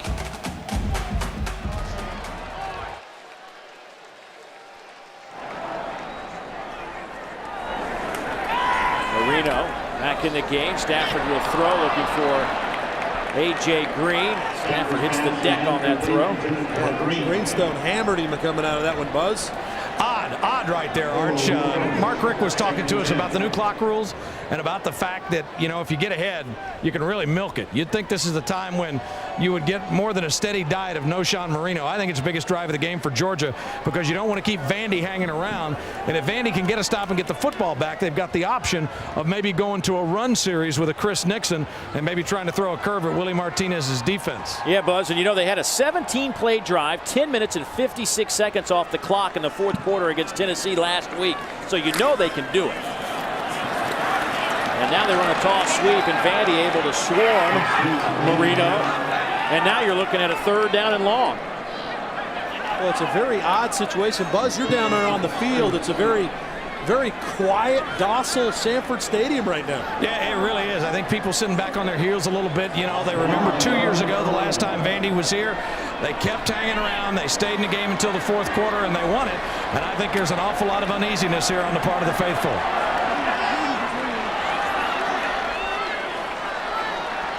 Georgia just 1 out of 5 on 3rd downs today. Georgia, the best team in the league coming in to this contest. Looking at a 3rd down and 11. Stafford throws a bullet down low, and that'll be incomplete. And the Vanderbilt defense forces a 3-and-out, and the Dogs will have to punt. Well, it has to do with success on 1st down through an incompletion on 1st down and then get anything on the run. And so now you're 3rd and long. And I don't care who you are, you're not going to convert a lot on 3rd and long, especially against a pretty tough defense with a secondary like Vanderbilt. So now let's see if Georgia's done a good job of punting away from DJ Moore. Double safeties for the Doors, and Sean Walker and DJ Moore.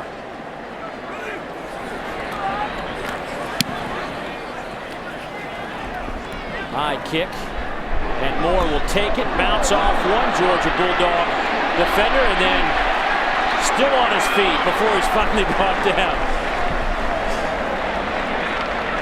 Darius Dewberry finally brought him down. Bobby Johnson thought he might have been interfered with on his ability to catch the punt, but Vandy has the ball.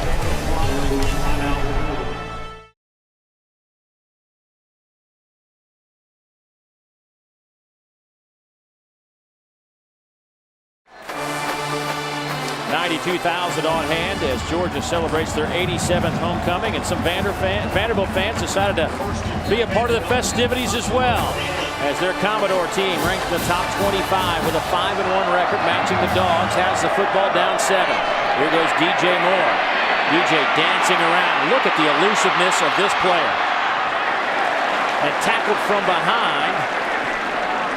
He'll pick up 6 before Rashad Jones brings him down. Well, we mentioned how versatile DJ Moore is. Here he is carrying the ball early in the game on the ground. We just saw him carry one a few minutes ago. Here's a big interception. Massaquoi was open. He was able to get back and get it. And then, of course, here's what he's known for. He leads the SEC in punt returns. He is so elusive. That's why they try to get him the ball as many ways as they can. We'll take a break now, as he has been on the field a ton. He'll probably end up with more plays today than he's had in a game all season. Here's Hawkins. 2 yards shy of the 1st down line. Rennie Curran with his 7th stop today. Curran came in with a team best 47. Tackles led by Curran. Dave, I think this is a huge play in the game. Anytime you're in a 3rd down situation, but the way Vanderbilt has been able to flip the field with the kicking game, there's an opportunity here now for them to get inside Georgia territory if they can get a conversion and really put the Bulldogs on the defensive, literally. Vanderbilt 4 out of 11 on third downs. The crowd will tell you if they make it.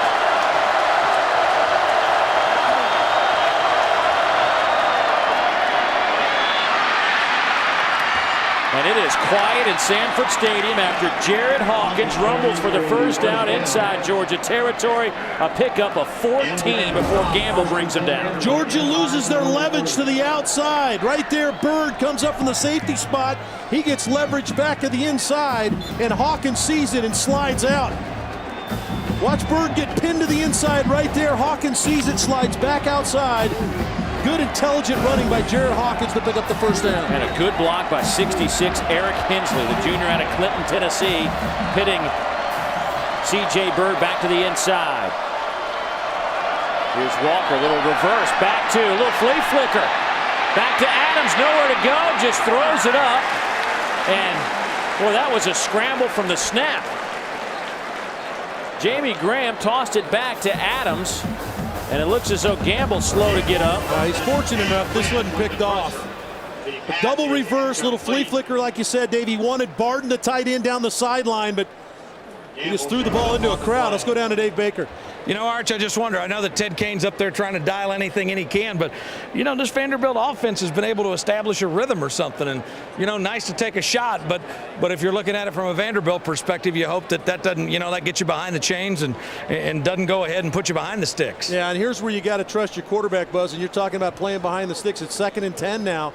Mackenzie Adams has done a great job on 2nd down of minimizing that 3rd down opportunity and finding something underneath to keep him in a good situation.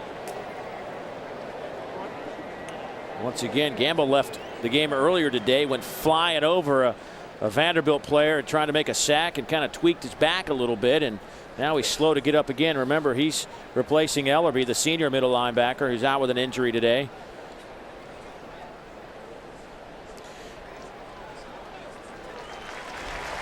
Well, go to RaycomSports.com for a variety of SEC football highlights and features, archived video, sweepstakes, podcast, and information on our SEC game of the week. RaycomSports.com, your link on the web to the SEC.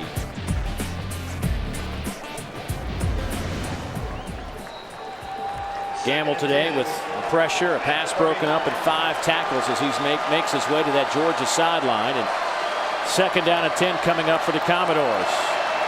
They've gotten Georgia to sub in their nickel unit. Let's see if they run against the nickel. Walker in motion.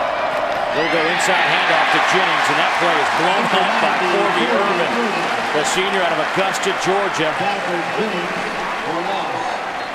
Just beat his man and caused some havoc. Yeah, just did not get him blocked to the inside. Defensive tackle, Corby Irvin wins to the inside. So now they're faced with 3rd and long, and this is something they have not had to deal with most of the game.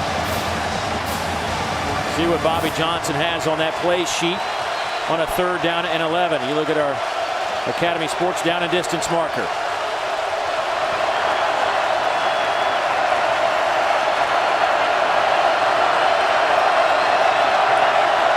Pressure comes from everywhere. Adams just has to launch it up.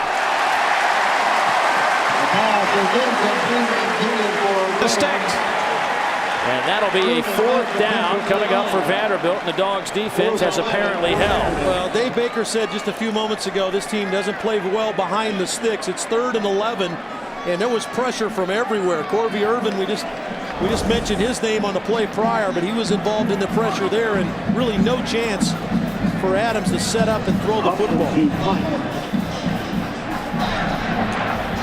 Upson having a great day, averaging 46 yards a kick.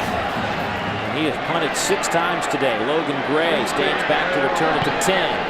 A little pooch punt that hits at the 11. And the Doors will down it at the 5 with 8 minutes and 29 seconds to go here in the 4th quarter. We'll see what happens when we come back to Athens.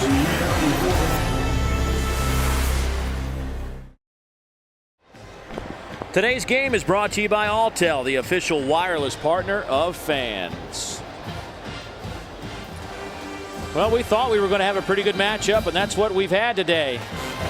Georgia, though, backed up at their 5-yard line. Vandy's defense has played pretty well, with the exception of that opening third-quarter drive when Georgia moved it 75 yards for a touchdown. Other than that, they basically shut down Georgia.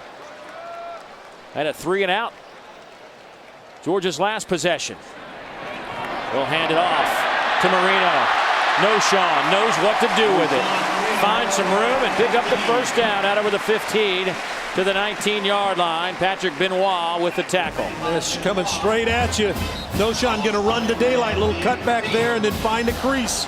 Straight up the field. Good job.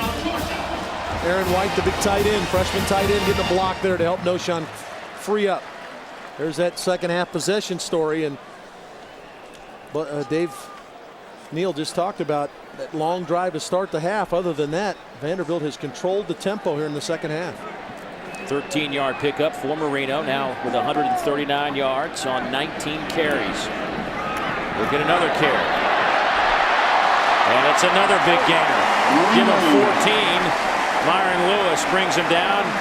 The only way to slow down Marino is to take his shoe off. I don't even know if that works. Well, Vanderbilt's doing all they can do. They've got 8 men around the line of scrimmage. Rashard Langford, the safety, blitzes to the outside, but he got a good block from Chappis, the fullback, on Marv, the middle linebacker, that freed him up. There's the Marino family, his grandmother in there. Sean says he's a big pasta guy. His grandmother always makes him some pasta when she can get down here to Athens. That handoff goes to Sean Chappis, the fullback. They'll take it close to the 40-yard line. That'll set up a second down at about 4.5. That's what you call giving the big fella a crumb. He's out there blocking, knocking people down. You give the big guy a crumb, keep him going. Gain to the 39. It'll bring up 2nd and 4. You know, he loves, we talked earlier about Mark Richt loving the fullback. He says, you know, I love my tailbacks to have a lead blocker. I want to give them a chance. When you got tailbacks like Marino and King, yeah, you want to give them a chance.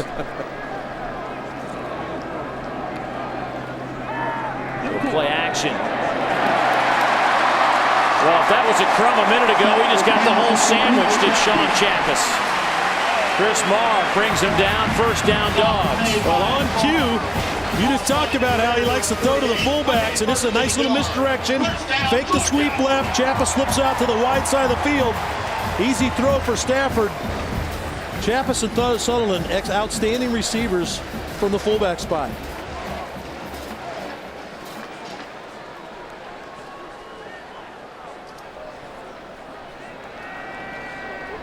And once again, when Georgia's able to run the football, the play action becomes so much more effective. And it's pretty much when they've run the play action, they've completed these passes. Georgia's had some guys wide open. This time it's King coming to the near side. Caleb King still on his feet inside the 40. Run out of bounds at the 36-yard line. And another good block from Chappis, working against Benoit, the linebacker, to allow Caleb King now to find some running room. Let's go down to Dave Baker. Dave, great call by Mike Bobo up in the Georgia booth. They ran that off tackle play right where Alex Washington was rushing on a blitz from the outside. Washington was past the play. They come underneath it. Big gain for the Dogs. Play clock down to 7, down to 6. I think Georgia's going to use a timeout.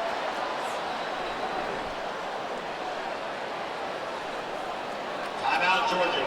Georgia, first charge timeout. So 5:19 on the clock. And we'll take a timeout as well. Back in a moment. The announcers for this game are selected and compensated by Raycom Sports. This broadcast is a copyright presentation. Any use of this broadcast without the express permission of the Southeastern Conference and Raycom Sports is prohibited.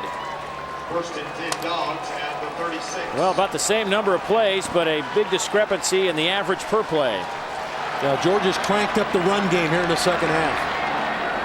Georgia's picked up 206 yards on the ground. Trying to add a few more, going to the fullback, Chappis.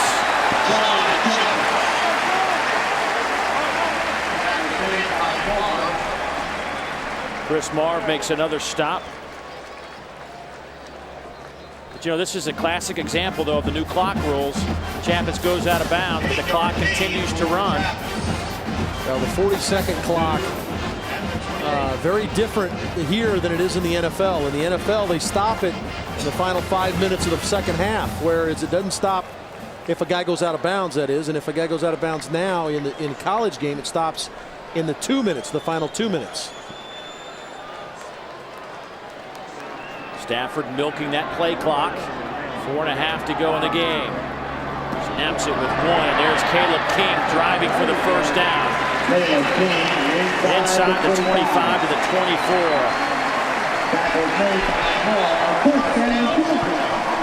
Our Chick-fil-A nugget of the game deals with some rushing in the Southeastern Conference. You look at the top individual performances on the ground. Glenn Coffey went for 218 against Kentucky. Of course, broke off that long run against the Wildcats.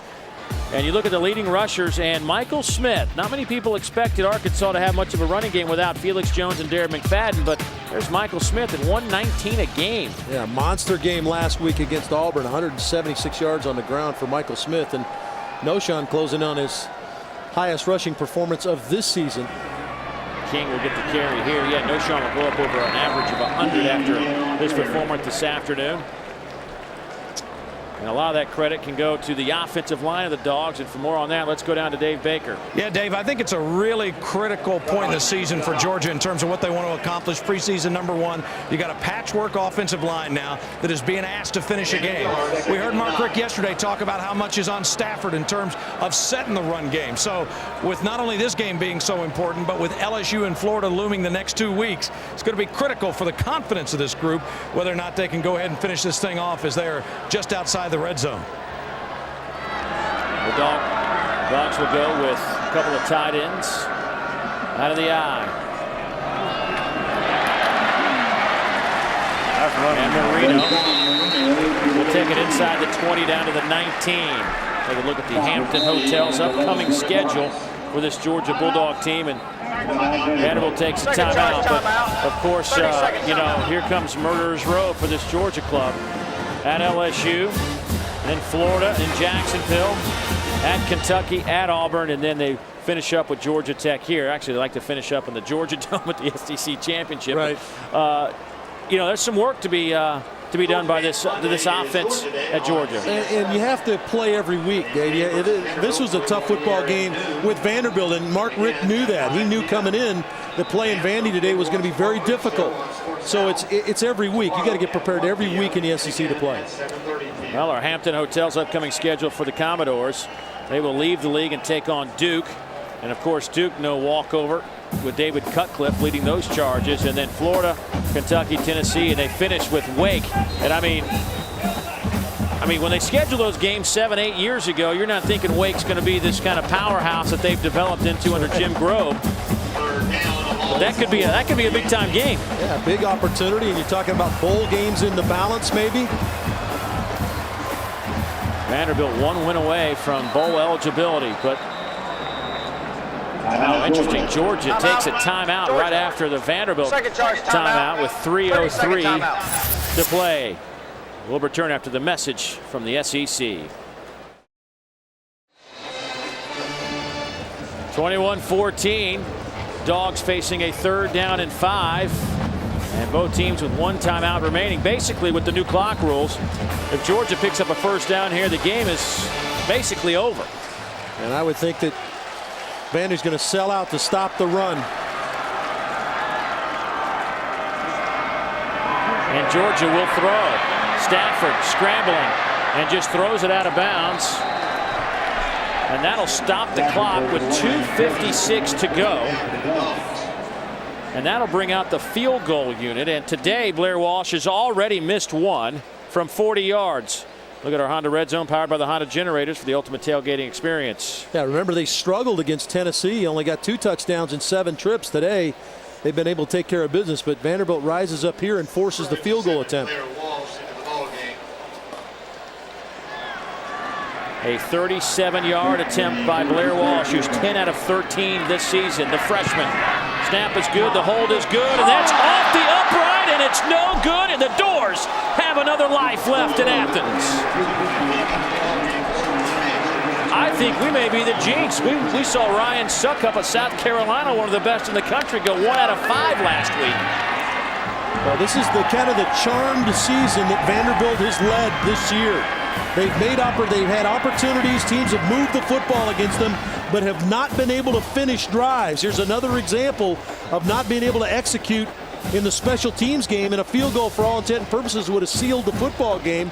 Now gives Vanderbilt an opportunity, if they can move it and put it in the end zone, to send this to an extra stanza. 1 timeout left for Vanderbilt.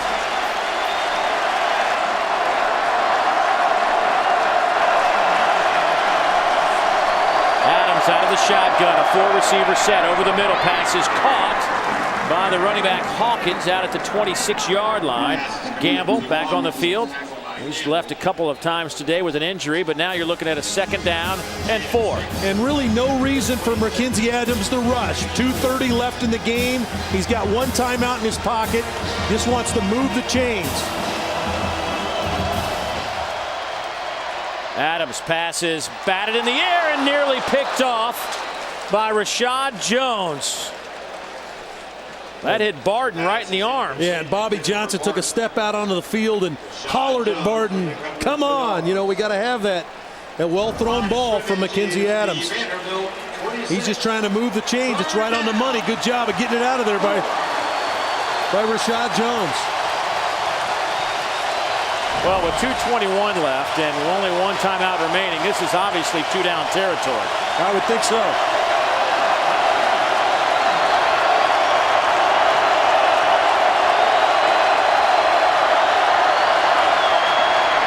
Adams will throw.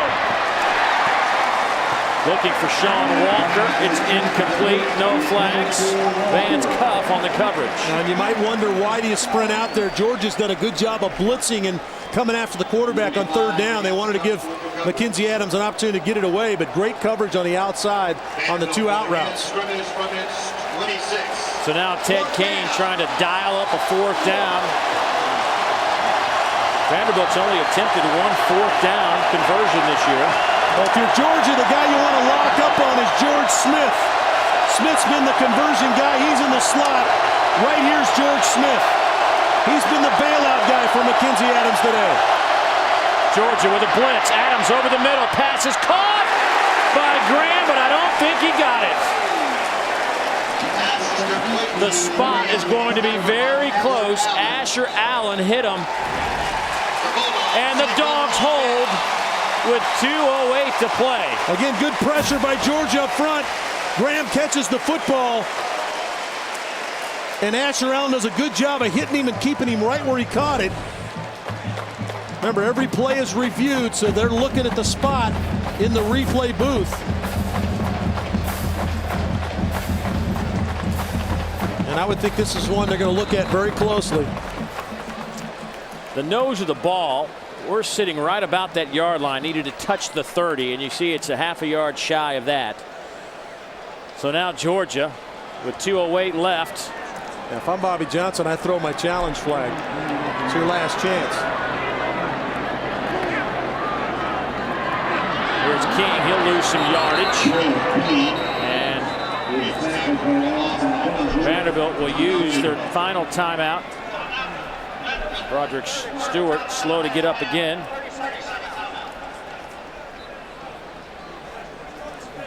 Well, the last 2 games between these clubs have gone down to the wire, much like this one 2 years ago. Right here in Athens, we watched Brian Honfelt kick a 33-yard field goal with 2 seconds left for the 2-point win. And then last year, the Doors were driving, and they fumbled inside the Georgia 10 with 2 minutes left. And then Matthew Stafford drove the Dogs 62 yards, where Brandon Coutu hit a 37-yard field goal for the 20-17 win as time expired. The Doors led last year 17-7 at the half. Marino would finish with 157 yards on the ground in his first career start at Georgia, and the rest is history, as they say. Yeah, and they lost a lot of close games. They missed a field goal late against Tennessee to win that football game, but I think none of the games tore their heart out more than the Georgia game, because that was a game where they were going in to put the game away. They fumbled the football inside the Georgia 10, and then Georgia went down to win it with the field goal at the end. So Vanderbilt can't stop the clock again.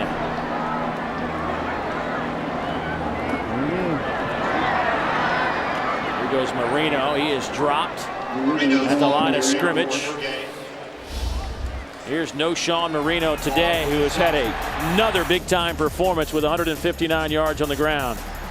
Well, he's the engine, Dave. The big offensive line, they need to run the football to give the offensive line some confidence to put the play-action game in effect, and Noshawn is not disappointed. He's an effort guy, and he'll break your back if you let him.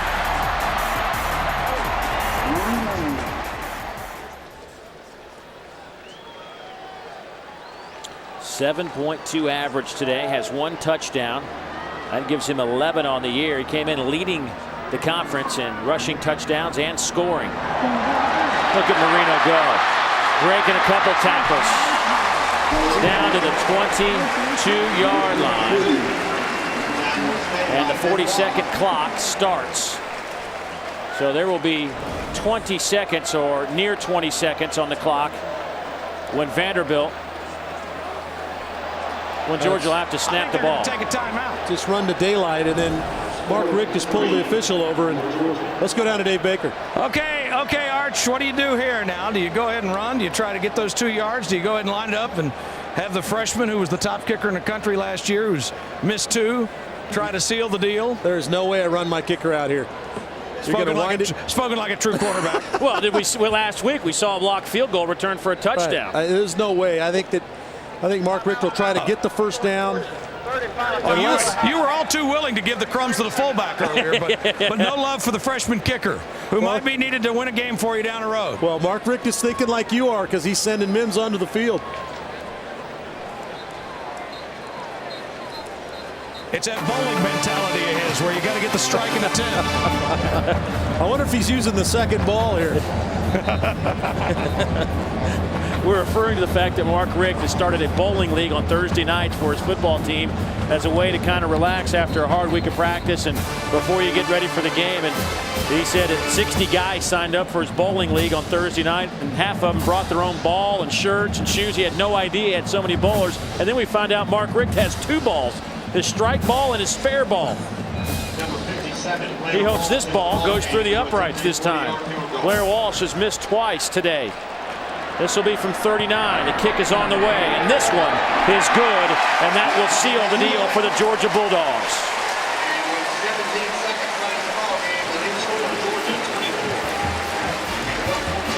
And I think Buzz makes a great point about Mims banging that through.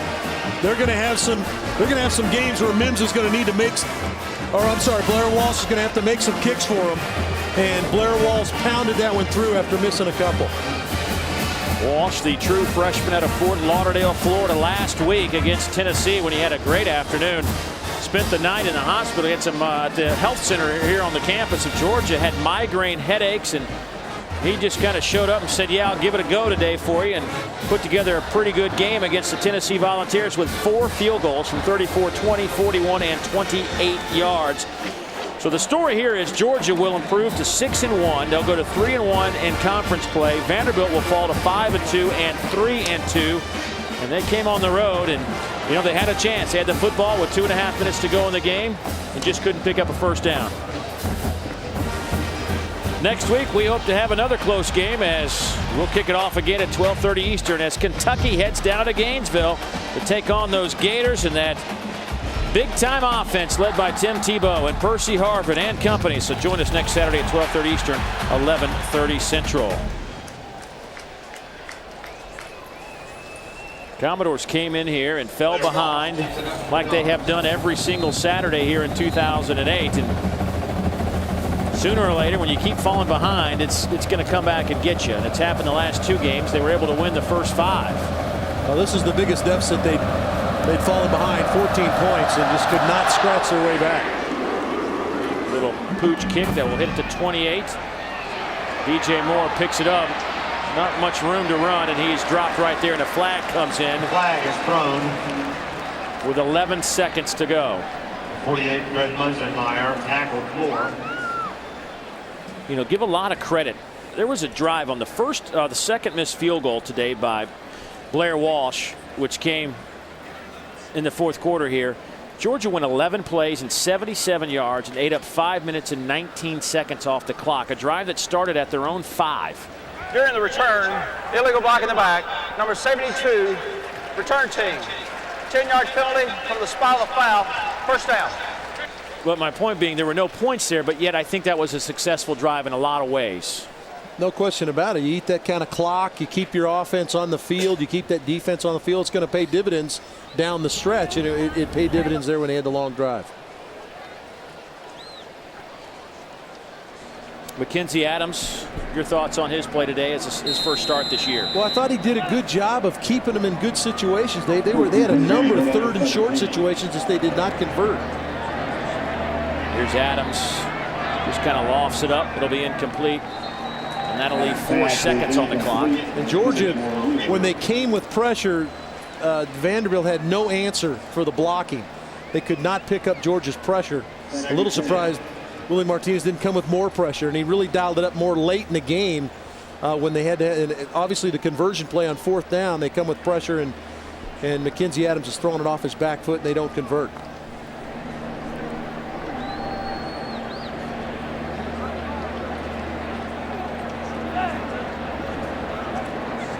Well, this will more than likely be the end of the football game as Adams will dump it off.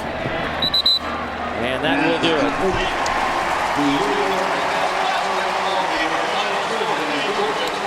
So Georgia picks up the win, 24-14 over the Vanderbilt Commodores. We'll come back, have more right after this.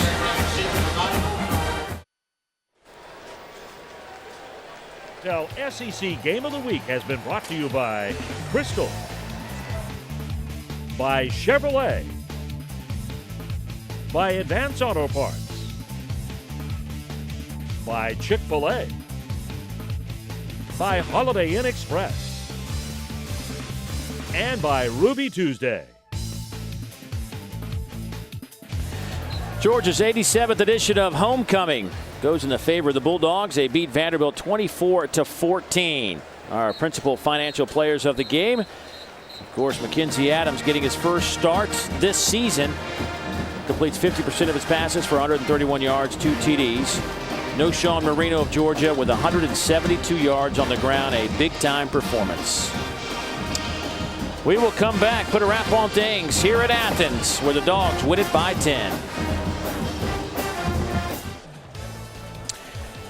The Georgia Bulldogs hold on to beat Vanderbilt 24-14. The Dogs go to 6-1 on the year. Vanderbilt falls to 5-2. Don't forget, next Saturday we'll see you at 12:30 Eastern from Gainesville as the Wildcats head south. So for Dave Archer, Dave Baker, and the rest of our crew, I'm Dave Neal saying so long, everybody, from Athens. You have been watching Raycom Sports' exclusive coverage of Southeastern Conference football.